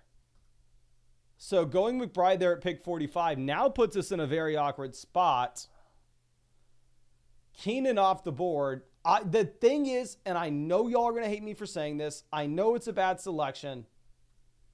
I think Dalton Kincaid outscores Terry McLaurin. I think Dalton Kincaid outscores Hollywood Brown. I'm taking Dalton Kincaid. I'm going to go bully tight ends. It's never worked on Underdog. I've never tried to go bully tight end on Underdog because typically these tight ends would go significantly earlier than this. But we're going to go McBride. We're going to go Kincaid. We'll go wide receiver at 69. We'll go wide receiver at 76. And we will figure this out. My plan A with this situation was, and we had Jacobs making it to us at 52. I didn't want to go Travis Etienne at 45 and then all of a sudden have Jacobs making it to us at 52, and we are not able to take 3 running backs to the first 5. So we'll see. We'll see. Mr. Filthy Wub says 10-team PPR, double flex 103. Lamar, Kyron, Montgomery, Tyreek, Andrews. So the Lamar Andrews stack, we have Kyron, Tyreek, Ayuk, Rice, great team. The only thing is, I think you're rostering too many wide receivers down there at the bottom end. Instead of rostering like Palmer, Dobbs, Jameson, Wicks, I definitely prefer to take a shot on some running backs that if their situation were to be better than we expect week 1, they pop in value. But yeah, great team. HBT Bear says Big Dog or Mastiff tonight. After this draft, I will hop in the $500 Big Dog. I will hop in the $1,000 Mastiff. And if either of them fill, we will draft. All right. I will try to get a $500 or a $1,000 draft going for y'all after this tonight. We'll see if we can swing it. We tried last night. We weren't able to fill it. Or maybe that was 2 nights ago. But we have a lot of people out here tonight, so maybe we can get a $500 or $1,000 draft going. If not, we'll get in another $25 Best Ball Mania. Okay. And real quick, of course, if you have not done so already, hit that like. If you don't know what we're doing, we are drafting on Underdog. If you are not on Underdog, for the love of God, do not go get in a $500 draft or a $1,000 draft. Definitely practice with some of the cheap drafts first. But yeah, if you wanted to get in a draft with us, we're doing this every single day on the live stream. They're best ball, so there's no time commitment during the year. So I draft hundreds of teams every year. It's I won 150,000 on Underdog 2 years ago. And of course, if you wanted to join a draft with us, you can find that link in the description, in the comment section, in the live chat. If you use code FLOCK, you're going to get my 2024 rankings. You're going to get my 2024 draft guide. You will also get a 50% deposit bonus up to $250. And with code FLOCK, you will also get a Christian McCaffrey special pick'em, more than less than half a total yard.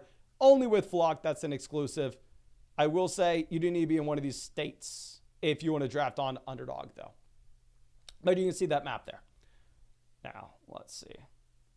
We have James Cook, David Montgomery going pretty early for Montgomery overall, where we still need wide receivers to make it to us. The worst thing that could possibly happen for us here, and I'm telling you the worst thing that could happen, is Kyle Pitts and George Kittle make it to us at 69. If both tight ends are there, I will take my L, which, you know, I'm always quick to take L's. But I will take my L as fast as I possibly can. And I will admit the McBride Kincaid selections at the 4-5 turn, absolutely garbage, a complete train wreck. Now, we'll see if Pitts and Kittle both make it. We will see. We'll see. Kittle goes pick 65. Okay.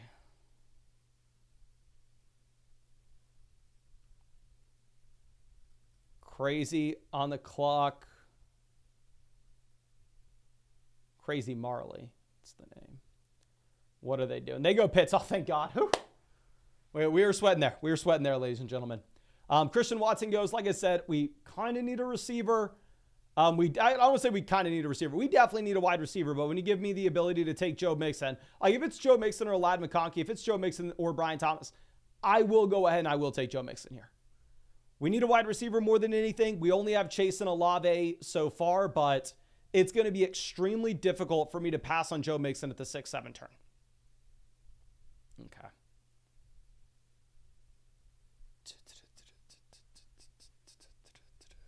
Vadim says, Mason, were you one of the streamers saying Ayuk's going to be traded? If you look at my exposures to Sticky Ricky, you know we've been talking about it for a long time, my guy. I have a bunch of Sticky Ricky.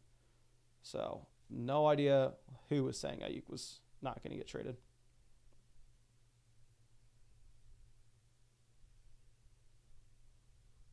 Okay. Brian Thomas, Lad McConkey, both off the board. CJ Stroud not in play for us. We don't have Nico. We don't have Diggs. We don't have Dell. Keon Coleman off 74. Oh, dear God. Oh, dear God. No, please don't do it to me. Don't do it to me. Don't. There no. Don't do it. Don't do it. Don't do it. Don't do it. Don't do it. Don't do it. Don't do it. Don't do it. Don't do it. Don't do it. Don't do it.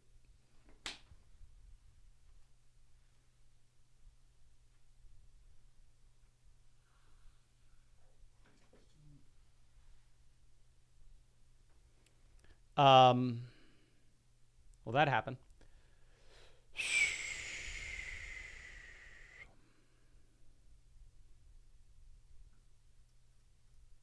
We're not going to talk about it, all right? Don't want to talk about it. Don't need to talk about it. Don't ask me about it. That was the worst, and I mean the worst. This is a horrible team. Oh, my gosh. RIP. Only thing we can say. RIP. Please, for the love of God, send me wide receivers. I am stranded here on a deserted island. I am freaking dying. Salt water all around. No fresh water to be seen for 100 miles. My fresh water is the wide receiver position. We're sitting with Chase, Olave. Absolutely it. I'm sorry. I don't want to say, what am I supposed to do here? I can't play the victim. I can't act like this is anybody's fault but my own. Okay. The idiotic decision. We can all look back at it. We can all laugh. I should take Terry McLaurin over Dalton Kincaid. It doesn't matter if I think Kincaid can outscore Terry McLaurin at tight end. By making the decision to go Kincaid, I'm okay with my decision to take Joe Mixon. Like, I don't think we should expect Kyler, Brian Thomas, Ladd, Keon, JSN all off the board by that point. But it's tough. This is tough. Naeem says your first 2-4 10-2 build. We'll see.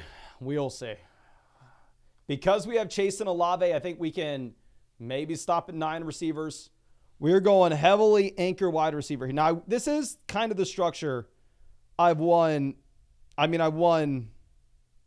100K with.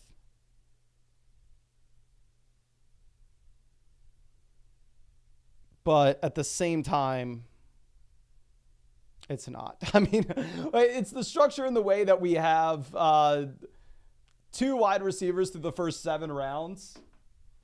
But we didn't go bully tight end with that team. So we'll see if we can figure this out. We'll see if we can. But Tony says, do you think ESPN Yahoo Leagues drafting RB first is correct given how many good wide receivers are available later? Yes. The reason, like on Underdog, we go Chris Olave over Saquon Barkley is because if you look at the wide receiver decisions you have to make is, do you want Joe Mixon or do you want Brian Thomas? Do you want Alvin Kamara or do you want Jordan Addison? Whereas in your regular redraft league, you will get great wide receiver price points in the middle rounds that are just simply not available in Underdog drafts. So yes. Raheem Mostert goes at 91. Oh, please, God. Please. Let's see what happens. Come on. Come. We right back in it. Back in it like we never left. DeAndre Hopkins doesn't need surgery. Oh my gosh. DeAndre Hopkins feeling like a spring chicken out there. I'm going to personally buy a plane ticket to Tennessee. I'm going to be going to Nashville. I'm going to be hitting DeAndre Hopkins with the Mr. Miyagi on that knee because I need him more than anything else this year. Let's go ahead. Let's take DeAndre Hopkins. JN mad at us for going Hopkins over Jonathan Brooks. My guy, I have no option there. I have no option at all. Okay. Now let's move this over and see what Samwise does. This is the guy who sniped us on JSN. He sent us into this tailspin. What does he do here? Let's go. We are back in this. Back in it. Joshua Palmer, welcome to the squad, my guy. Lad McConkey, who? We have Palmer. Wide receiver 1 for Justin Herbert this season. Oh, come on. DeAndre Hopkins, we're getting back to the DeAndre Hopkins prime time. We're going back, turning the dial to 2017, 2018. We're looking at Joshua Palmer just ramping up. No Keenan, no Mike. We in. Ooh. Steve says invite DeAndre to the Flock meetup. Speaking of which, if y'all have not done so already, get your tickets to the Flock meetup, okay? Draft week in Austin, Texas. Flock draft week. Ton of fantasy football YouTubers will be there.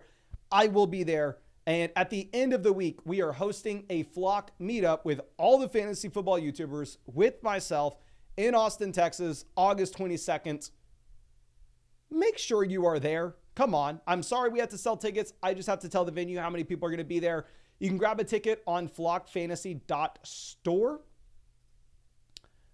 But yeah, should be a ton of fun. But let me remind you, not flockfantasy.com. We're not selling tickets on the main site.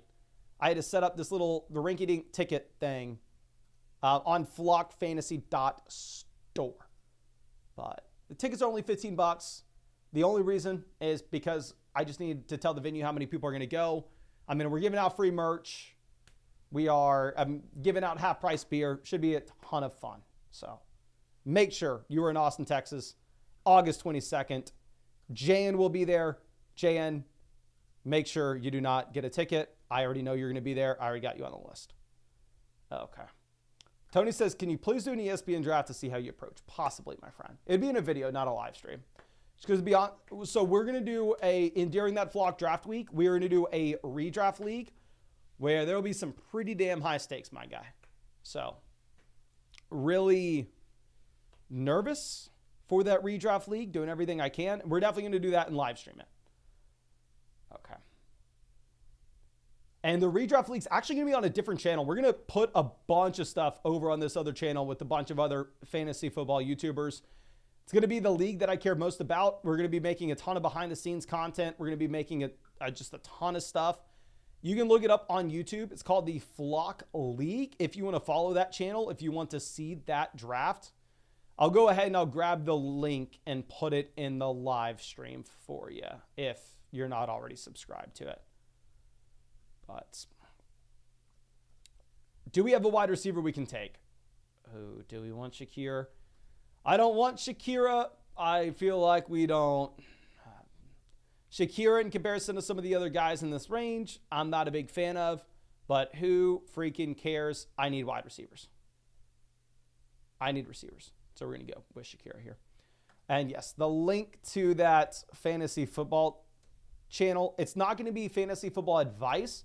It's going to be more like entertainment fantasy football, behind the scenes, dealing with the drama of the league and everything. Should be a lot of fun, a lot of smack talk, a lot of punishments. But so you can find that link in the live chat or look it up on YouTube. It's Flock League. Flock League. HBT says, Mason, once you got to come to other states. I did a Flock meetup in Florida a few years ago, my guy. Alex says, now this is the best comment we've had all day. Alex says, hits us with the, buddy, you think this channel is advice? Yeah, I'm not going to lie, my guy is pretty good. We got cooked pretty good there. There's nothing I can say about that. We are going to continue to go through and take bad wide receiver after bad wide receiver after bad wide receiver, doing everything we can to try to play catch up. We're going to go ahead. We're going to take Jacoby Myers. Now, the interesting thing with this team has been a freaking roller coaster. But the interesting thing with this team is now we are in a position where we need to come around and find what we can do at quarterback. Because if we're looking at this spot, our Burrow stack with Chase went well before we could take him. We could go Derek Carr to pair it with Olave and Kamara, but I don't know how much upside the checkdown princess has. Trey McBride, Kyler goes before we could take him. Obviously for Kincaid, Josh Allen's already off the board. Shakira, Josh Allen's already off the board. So we could go Justin Herbert for Joshua Palmer. I think that should be one of our primary targets right now. Derek Carr to pair it with Olave and Kamara. I don't like it, but we probably have to do it. I don't see another path. This is a tough spot. Yes, I know we are not excited about it, and also we are going to need to go with Levis as well. Let's go. We will get Levis in here. We'll get Levis. Okay.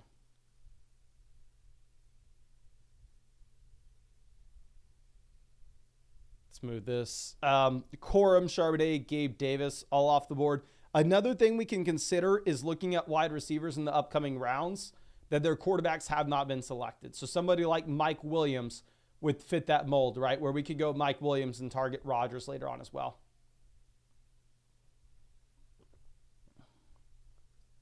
Diego says, how much viewers is your peak in a stream? The most viewers I've ever had in a live stream, I want to say, was 225,000. It's 225,000. If y'all remember, it was 2 years ago whenever, if we hit 100,000 subscribers on the channel, I was going to finally do the gritty for y'all. Went a little viral, and yeah, nuts. Obviously not true, not funny either. Absolutely swing and a miss for a joke there. Dog's a little bit. I'm going to blame the dog, all right? She's begging to go outside. Get me off my game. There we go. She's gone. The jokes should hopefully be back to their regular schedule now. Okay. We're going to go ahead. We will take Justin Herbert. We could potentially take Mike Williams and roll the dice that Justin Herbert gets back to us. But with the fact that the Ladd McConkey team's on the other side, I'm not rolling those dice. I need a quarterback. Justin Herbert should be in a lower volume passing attack. He doesn't have a lot of rushing upside, dealing with the foot injury. His team probably wants to run the ball. But I think Justin Herbert is a pretty talented guy. We need Joshua Palmer to be good. If Joshua Palmer's going to be good this year, Herbert probably needs to be decent. So we'll go ahead and we'll take him. And with this next pick, we can pretty much do anything but tight end. Obviously, tight end's still off the board for us.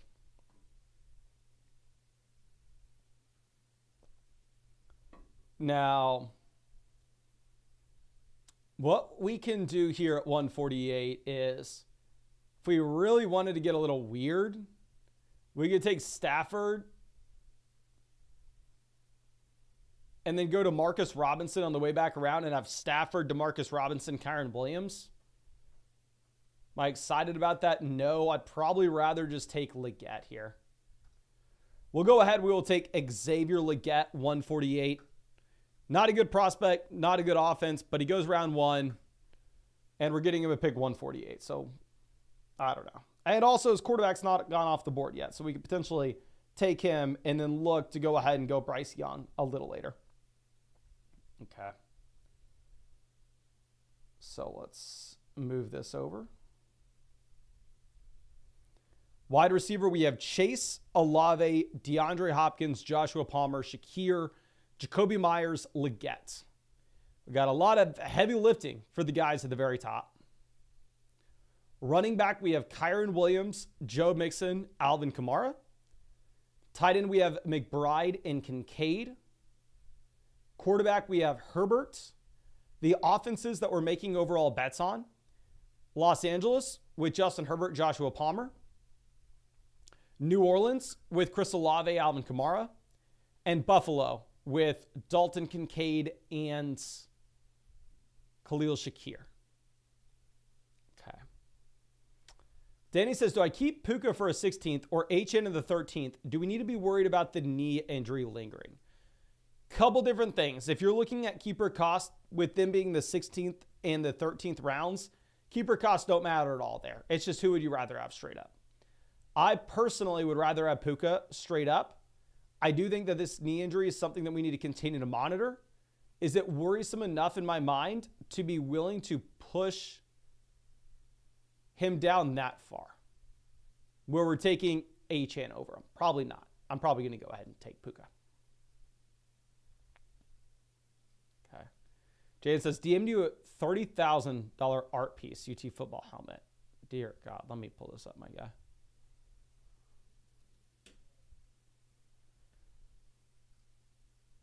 Okay.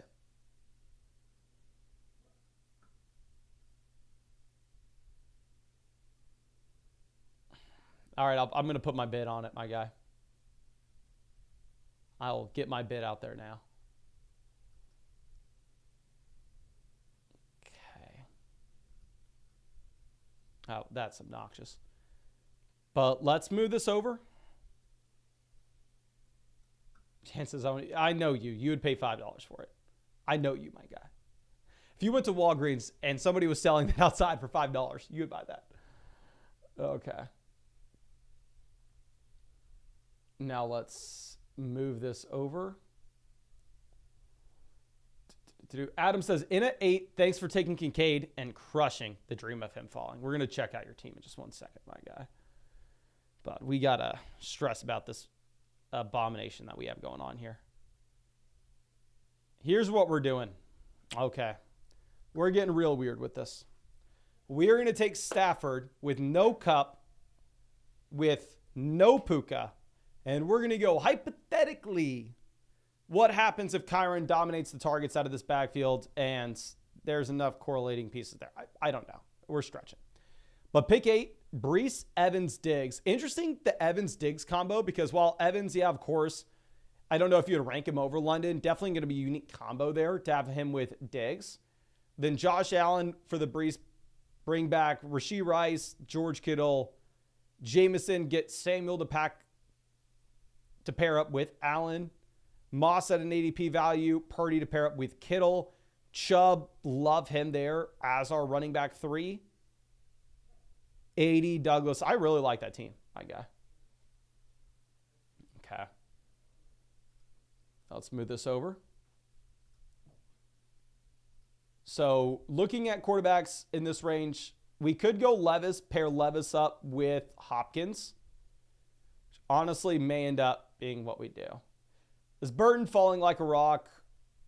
We could go, I mean, if it wasn't like Higgins was guaranteed to be a Bengal this next year, we could go Burton and pair up Chase and Burton and say, oh, what happens if T. Higgins gets dealt? But it sounds like Higgins is playing under the franchise tag, and that's no longer a possibility.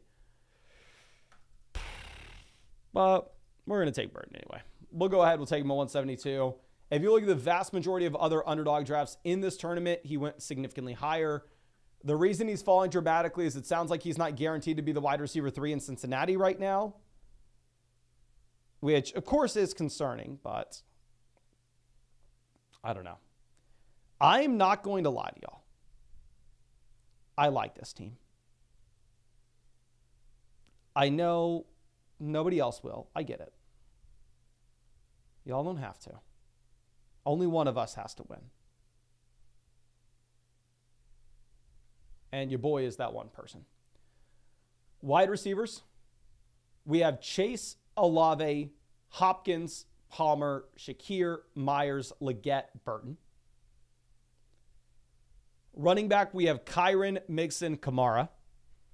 We go bully tight end with McBride and Kincaid. We have Justin Herbert paired up with Palmer. We have Stafford paired up with Kyron. Not great, but we get him well after ADP, and we need a quarterback. But Excavator says trade Stroud and Olave for Puka and Burrow in a super flex. Redraft, yes. Dynasty, no. Dynasty, give me Stroud. Okay.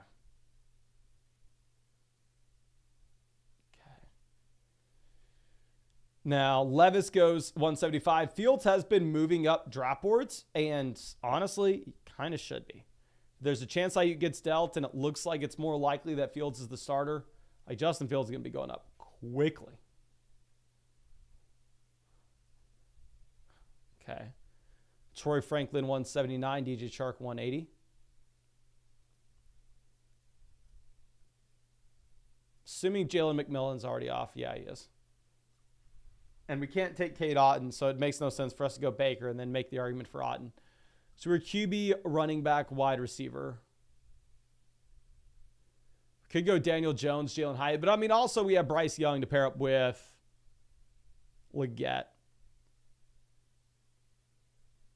Okay. See, Daniel Jones goes 184. Pred says 10-team Superflex, keep 2, Allen, Achane, Olave, Evans, Goff.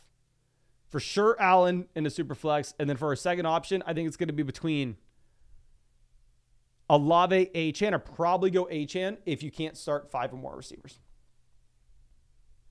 Okay.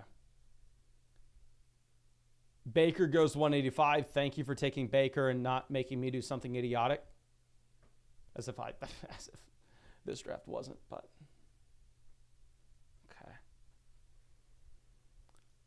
No, crazy Marley on the clock. Okay, so we're just going to take our picks here at 16, 17, and we're going to hop in another draft after this. We're just going to be drafting like crazy.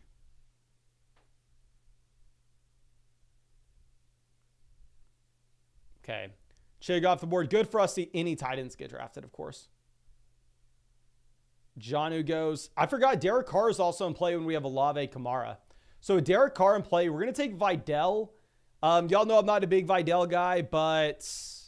Here he falls like 21 picks past ADP, and his ADP has already fallen a decent amount. I don't know how many teams in this tournament are going to be able to get him at this kind of cost. We have Herbert as well. Vidal maybe catches balls here. So we'll go ahead and we'll take him. Okay. Luke McCaffrey goes 190. K. Dotton 191. And yeah, Bryce Young went anyway. I almost called him Bryce 1. Okay, Jay Soisey says, any draft strategy for an 8-team single quarterback, single flex league? Wide receivers don't matter. Get an elite tight end, get an elite level running backs. Wide receiver depth is going to be so easy to come by an 8-team, 1 flex league. Okay, so I think I know what we're going to do here at 196. More likely than not, we are just going to go ahead. We will take Derek Carr to pair up with Chris Olave and Alvin Kamara. Okay. So let's move this over. Derek Carr will be our next guy at 196. And then we will queue up some running backs for the next rounds.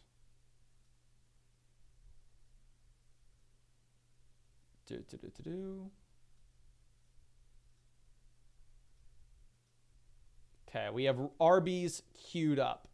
Now let's pivot over. I'm going to see if we can get us some high stakes underdog drafts right now. We'll see if these things will fill.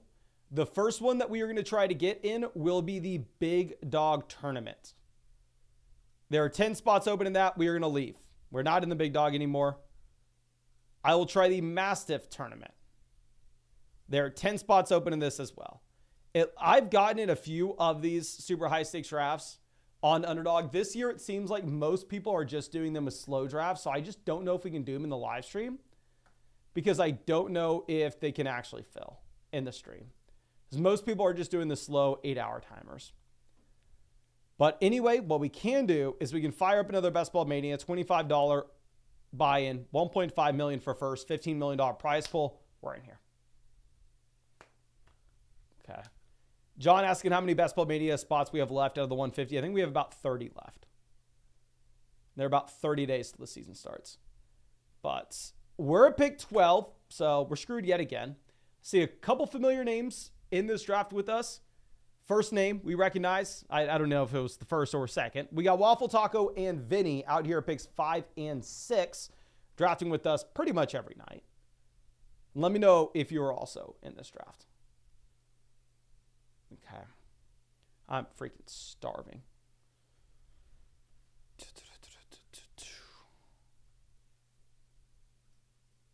Okay. PYM in here at pick 1. Trav Snow sadly out here. I thought that I didn't know. I didn't connect Trav Snow to you here at 11, but I thought I recognized the name at 11, my guy. Juice versus Garrett Gibbs. Let it happen. Let's be real with each other. We all know what's going down at pick 12 and 13.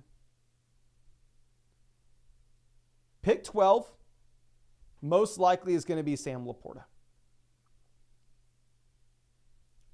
Pick 13 is most likely going to be Travis Kelce.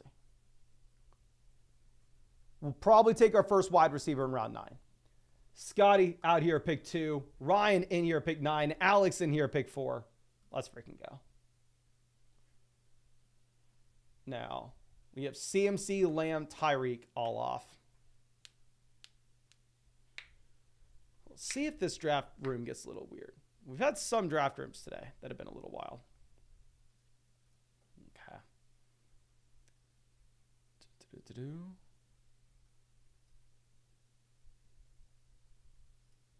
St. Brown, Jefferson off 5-6. This is a $25 entry. We tried the $500 one. We tried the $1,000 one. They're not going to fill. There's no way. So AJ Brown before Breece Hall here. I assume we see Breece at 9. Yeah, Breece goes at 9. This is where the draft kind of goes to a range where you have no idea what's going to happen.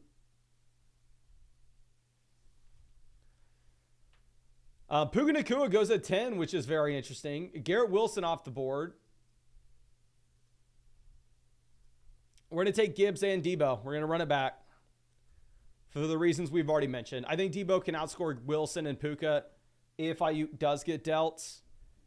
There aren't too many Gibbs-Debo pairings. You also have the Week 17 bring back if you're interested in that. So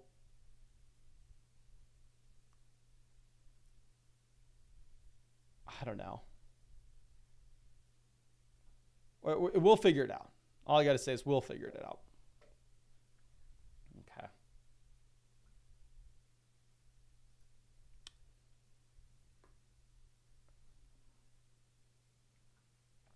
Diego says, take Cup at the turn and get unique. The issue is, early in the offseason, there were teams that were able to get Cup at the end of the 3rd round. So if you take Cup at 13, you will be going up against teams that got late 3rd round Cup and Gibbs the 1-2 turn, but they also have Garrett Wilson, you know. So you're not super, super unique if you do that. Debo never went in late 3rd at any point this offseason. And I think Debo's just a better pick than Cup, straight up. Alex says, we sleep on Drake London. Dude's not attached to Desmond Ridder anymore. The thing with Drake London is everybody knows he's not attached to Desmond Ridder anymore. Drake London was like the wide receiver 40 from a points per game perspective last year. He's being now drafted at the beginning of the 2nd round because Kirk Cousins is in town. So it's not like it's a secret to anybody. It comes down to, like, I'm not saying he's overdrafted, but I don't think it's that simple. Okay.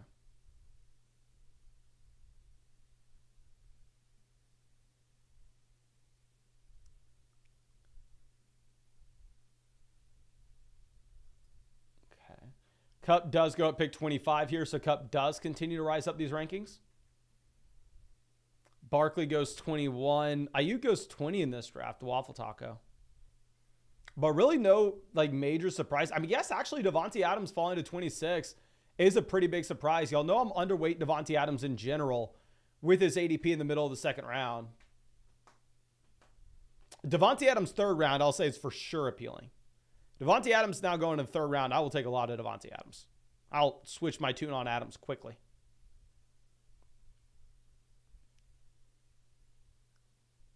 Okay, Malik Neighbors goes 27.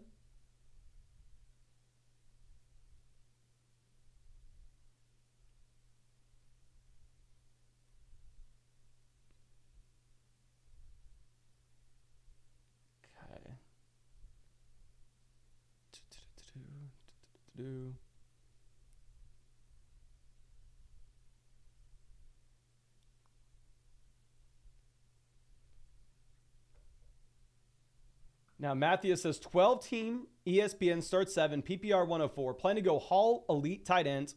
Don't know if I go wide receiver, the 3-4 turn, or a wide receiver quarterback for Stroud or Anthony Richardson. What are you thinking?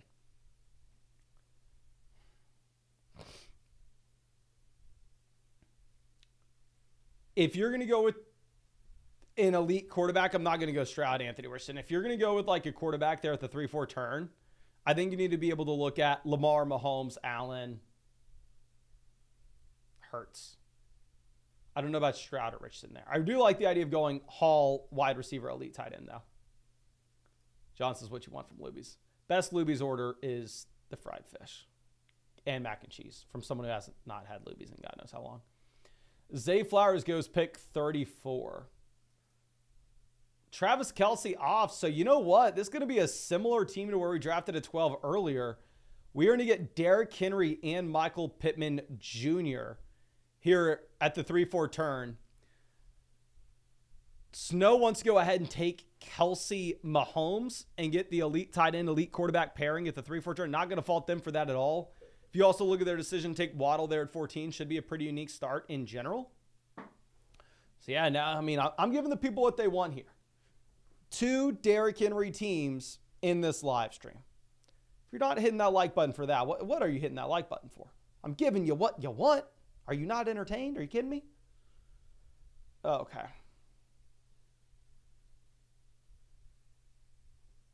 Now, Amari off the board, pick 43. ETN goes 44. I'm surprised to see Pickens still holding strong in round 4.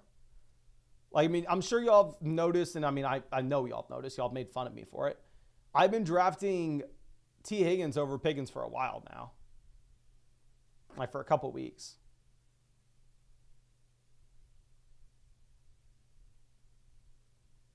So,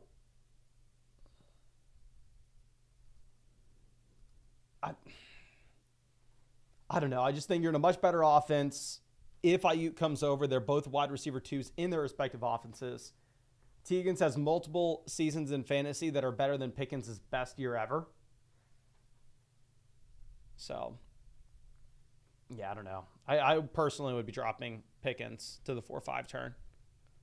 This thing is, even if Ayuk's not dealt there, I don't think he goes much higher.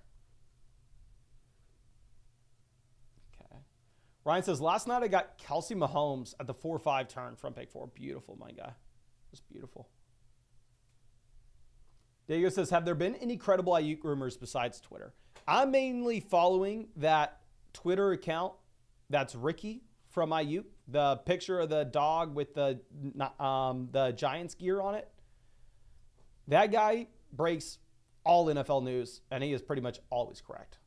And he's been saying over the past week that Ayuk's getting dealt, which is why we got Sticky Ricky and with some pretty good values earlier this week, because there were other conflicting reports saying that Ayuk had signed a deal, and I'm trusting my guy Ricky.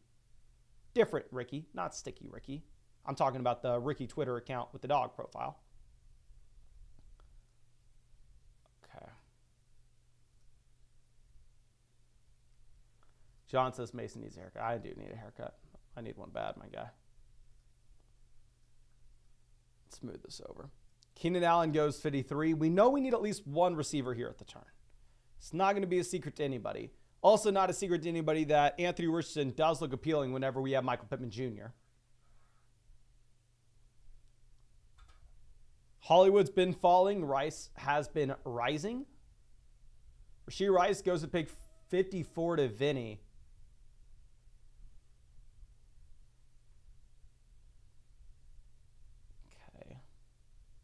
What we doing here? What are we doing?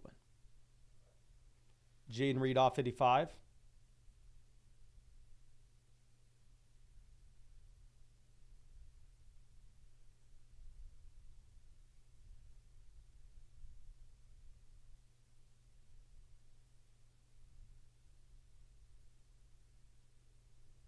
Calvin Ridley goes 57.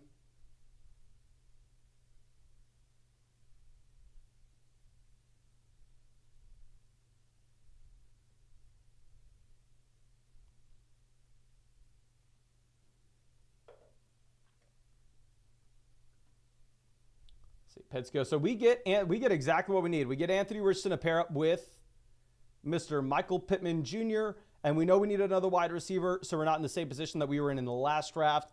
So we'll go ahead and we'll make the boring veteran selection. We will take Chris Godwin. With all things considered, with pick 12 kind of being the worst pick in drafts this year, starting off with Gibbs, Derrick Henry at running back, Debo, Pittman, Godwin at wide receiver, and having Pittman and Anthony Richardson paired up together, not too shabby in my mind. Not too shabby. Okay. Now, let's move this over.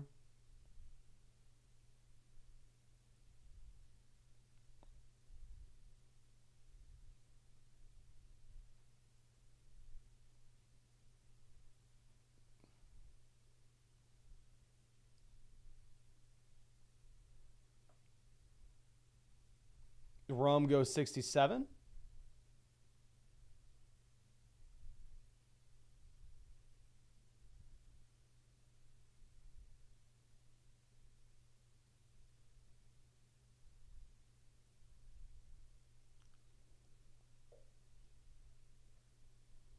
But yes, this is a best ball mania draft here.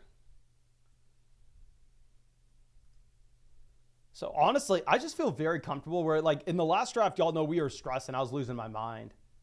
Where I had no idea what we were going to do. Here, like, it really just doesn't matter when we're balanced across positions. I still would like to get another receiver there at pick 84, pick 85. Knowing how ADP lines up, it's probably unlikely that we get someone that we're excited about, though. We're probably in a spot where we're just kind of probably end up going running back, and it is what it is.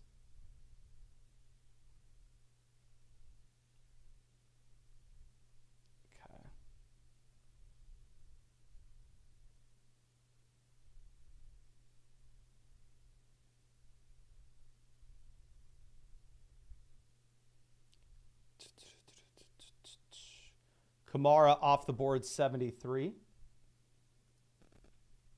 Sean says, any updates on the flock drafts? I will check my email right now. Hopefully, I'm assuming what's going to end up happening. Yeah, like I said, it's after work hour, so I'm assuming my guy at Underdog's not going to get back to me. So I think we're probably just going to have to do the flock tournament tomorrow night, which I am very sorry about. I promise you, I thought it was happening every Monday and Thursday, but looks like it'll probably happen every Monday and Thursday going forward, with the exception this week, Tuesday. Okay, so Brian Thomas off the board at pick 75. Let's move this over. So this is what I was talking about in terms of, like, wide receivers that we'd be excited about taking at 84, 85. There aren't really too many options. I would like to grab another receiver with only having Debo, Pittman, Godwin. But the guys that we'll probably be looking at would be like Hopkins, Jameson, Addison. I already have a ridiculous amount of Addison.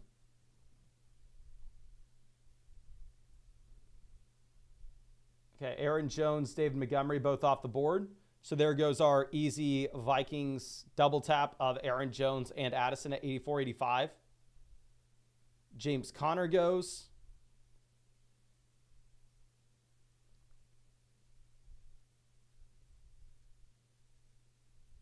Okay.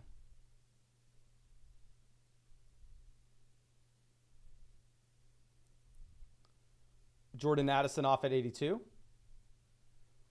So Addison's not in play for us. If we want to go with the wide receiver, it may end up being DeAndre Hopkins, which is, I think, what we're going to do. I think we go DeAndre Hopkins and then honestly take someone like Jalen Warren. Reason being is, if you look at Hopkins, specifically for Best Ball Mania purposes, this tournament, the vast majority of teams will have drafted DeAndre Hopkins in round 6. So getting him here at pick 84 is a little bit of a unique pick. I don't think in a vacuum you should be ranking him much further behind Jameson Williams either. And Jameson has gone here through the entire offseason. So we will take Hopkins. We will.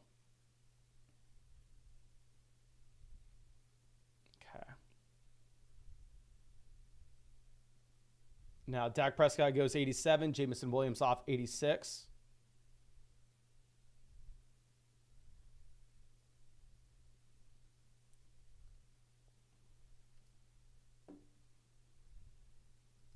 Kita says, Jameson, wide receiver 2 and the best offense in the league.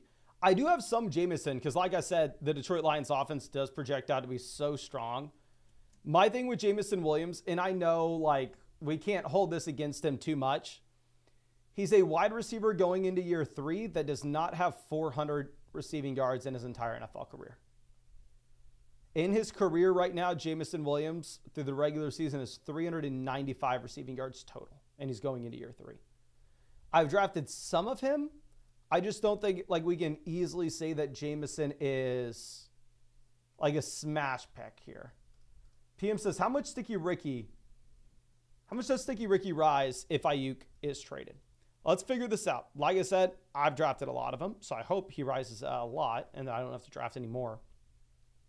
But Sticky Ricky right now is an ADP of wide receiver 68. Let's all figure this out together. If Ayuk gets dealt to Pittsburgh, Ricky easily jumps Mooney, Leggett, Dotson, Mike Williams, Gabe Davis, Josh Downs, Jalen Polk, A.D. Mitchell, Jerry Jeudy, Jacoby Myers, Brandon Cooks, Dontavian Wicks, Khalil Shakir. Honestly, I would probably move him up to close to wide receiver 50. A round 1 NFL draft pick that's going to play snaps, that's in what projects to be the best offense in the league. Would you rather, please spam the chat, would you rather have Sticky Ricky or Cortland Sutton if Brandon Ayuk got dealt? Sutton or Ricky if Ayuk gets dealt? Like, am I just absolutely crazy here? Yeah, spam the chat. We got Ricky, Sutton, Ricky, Sutton, Sutton, Ricky, Sutton, Ricky. So it looks like most people are saying Sticky Ricky. So maybe he even moves higher than wide receiver 50. Which, like I said, I mean, right now, if you look at his ADP is at pick 152. Cortland Sutton has an ADP inside the top 100. So if he moves ahead of Sutton, would you rather have, how about this? Would you rather have Sticky Ricky or Jameson Williams, the guy we just got done talking about? Jameson or Sticky Ricky? Okay.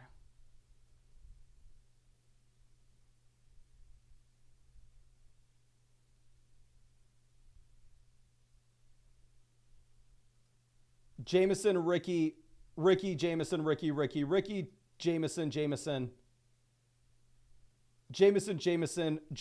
Ricky, Jameson.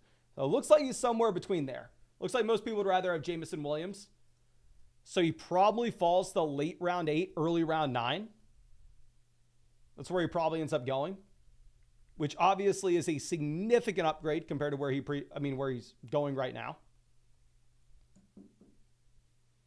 Okay.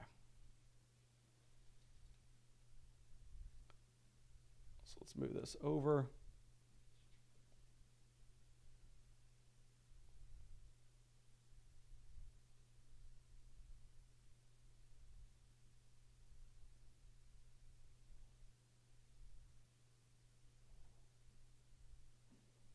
Brian Robinson off 104. Jaden Daniels goes. So because we go with Hopkins in the last round, we do have some flexibility. I don't think we have to force a wide receiver here if we don't want to. So I probably don't. I'm going to go Chase Brown, somebody that looks like he's rising up rankings quickly. And we're going to go Purdy as well, where Brock Purdy's a quarterback that does correlate with Deebo Samuel for us, and it puts us in a spot where we are not going to have to draft another QB either. So I do think it accomplishes a couple different things for us here. Okay. So let's move this down. Brandon Cooks goes.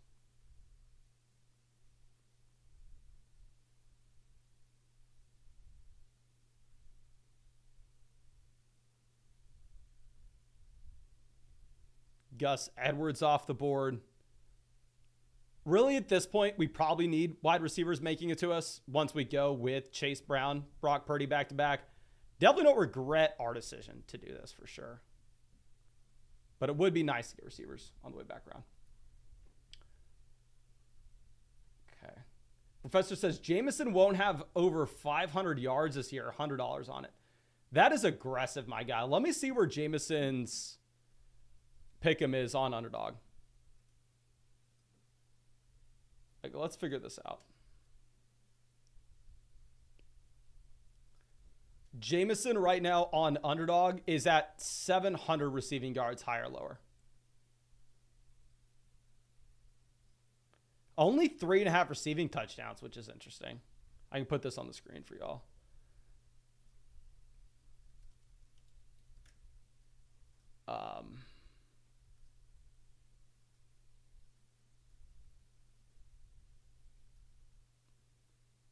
Three and a half receiving touchdowns, 700 receiving yards, higher or lower.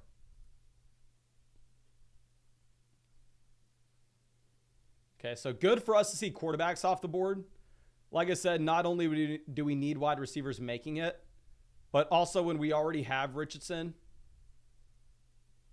And not only do we already have Richardson, but we also have Purdy. It's not a spot where we really need to be worrying about quarterback. We're not taking another guy. Okay.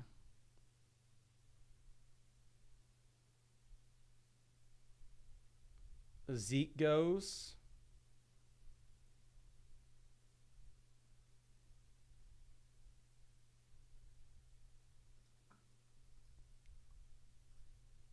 Benson, I wonder if he's going to continue to fall as we get closer to the season. It always happens with these rookies, right? That presumably are going high because they project out well for weeks 15, 16, 17 at the end of the year.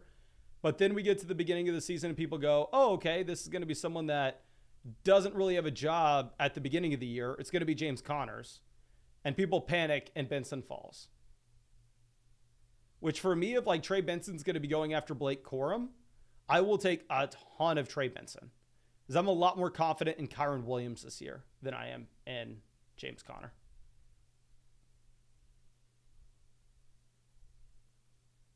Okay. But Charbonnet off the board.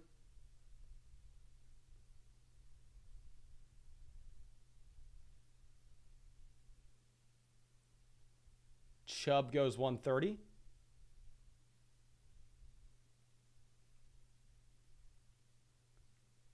So are we going to get Benson? I mean, obviously, A.D. Mitchell is in play for us as well to get the Anthony Richardson double stack. Like we said, we needed another receiver. So honestly, I'm fine kind of with either rookie making it to us. Jalen Polt goes, so we're actually going to get both Benson as well as A.D. Mitchell.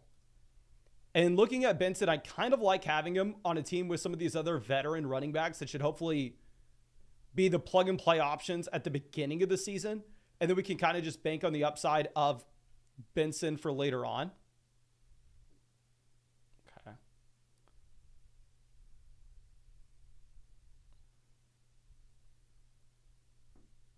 Let's move this down.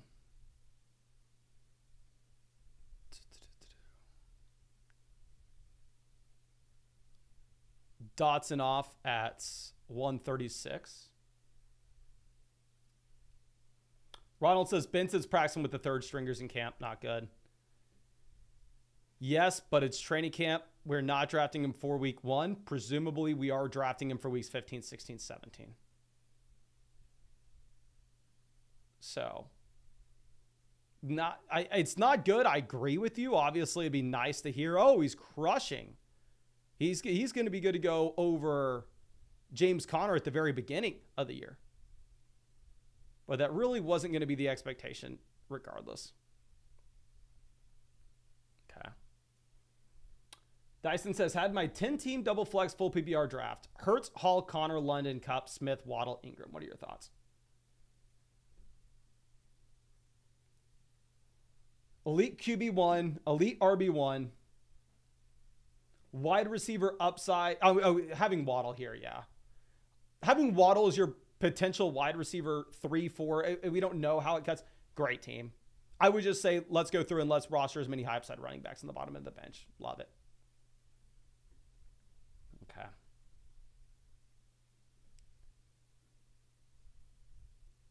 Mike says, brother, how do you get Chase Brown at 108? He just went 98. I'm sorry if you went 98 in your draft, my guy. 108, I'm in on Chase Brown with him rising up. Like I said, I don't think Chase Brown's a great player, to be honest with you. But I'm an idiot. I'm wrong all the time. And what I do know is it's a really good situation. And if it's a really good situation for Chase Brown, I'm willing to go through and roll the dice and say, okay, what if he is good? What if he is the starting running back, one of the best offenses in the league?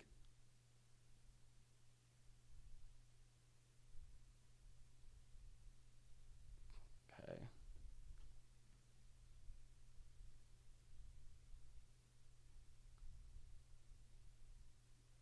Now, Luke Musgrave, 144. Stafford goes 145. Good for us to see Stafford go. And honestly, good for us to see running backs go too, right? Because when we're sitting here and we have Gibbs, Henry, Warren, Chase Brown, Trey Benson, we are done drafting all running backs. We are exclusively drafting wide receiver, tight end through the rest of these drafts. Let's move this around. We are wide receiver and tight ends.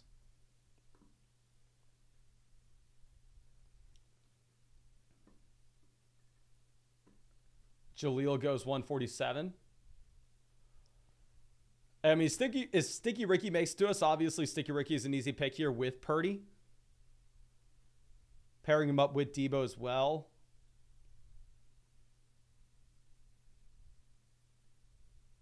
The thing is, if Ayuk gets dealt, obviously, Purdy becomes a little less exciting, right?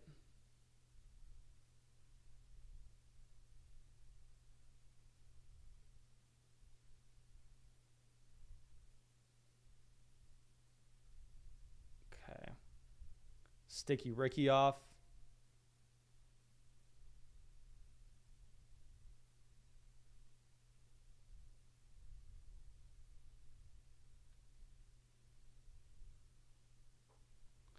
Rodgers goes 152. Let's see how far Leggett falls. I mean, Leggett, a lower body injury, said he's listed with the backups on the depth chart. But going back to what we were talking about with Benson previously, it's August 5th. There's still a month to start the season. I'm not panicking fully with these rookies.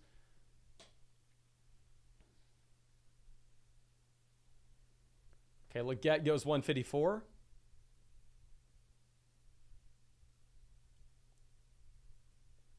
Fields off 155. Not going to blame you at all. We're just going to double tap the Patriots. We're going to go Douglas and Hunter Henry. Not like I'm super in on these guys or anything, but I mean, they fit the roster construction. We really need tight end. So I think it's a fine selection here. And you can see this board as well, everyone.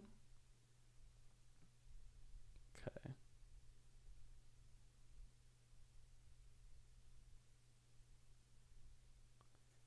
Okay, let's move this down.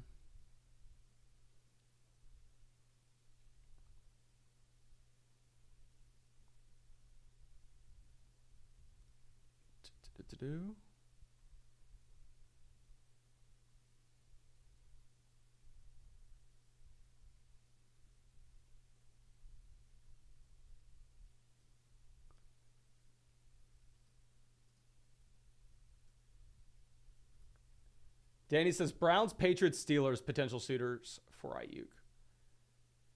Browns would be very weird if you look at the not only the trade, but also the contracts that they gave Judy this offseason. So I would kind of be surprised if you saw the Browns. I would be very surprised if the Browns were in the mix. I think if you're looking at teams that aren't paying quarterbacks anything, that need a receiver, I think it makes a lot of sense for the Steelers to go get Ayuk. I think it makes a lot of sense for Washington to go get Ayuk.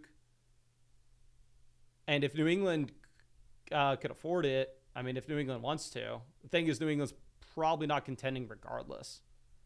Whereas I think you can tell yourself that if you're the Steelers, if you get Ayuk and somehow Russ gets back to what he once was, or if you get Ayuk and somehow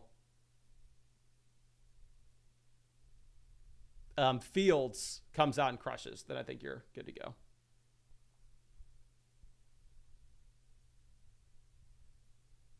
Okay.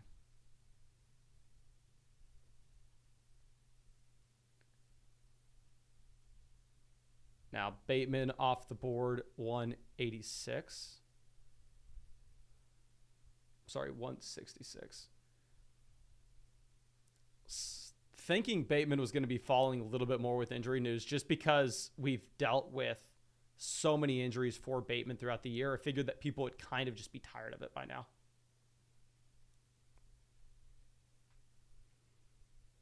Okay. Jalen McMillan goes 170. I haven't taken a lot of him, which, I mean, he does have a clear path to be the wide receiver 3 in this offense.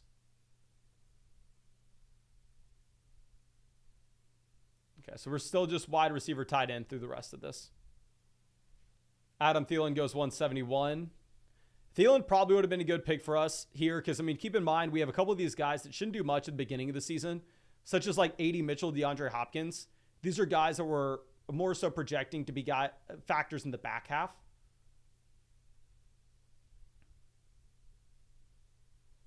Okay, Quentin Johnson goes 172. Geno Smith off 173. Burton going to continue to fall. I mean, if he falls to us at 180, I don't know how excited we are for him. We took him in round 15 in the other draft. We had Chase. We were desperate for receiver help. Still guess we're definitely needing wide receiver here. But let's see. God, I'm so hungry. I can't even think.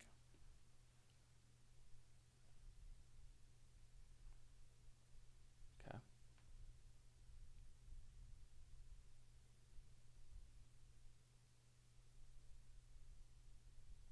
Roman Wilson, 175. Malachi Corley, 176.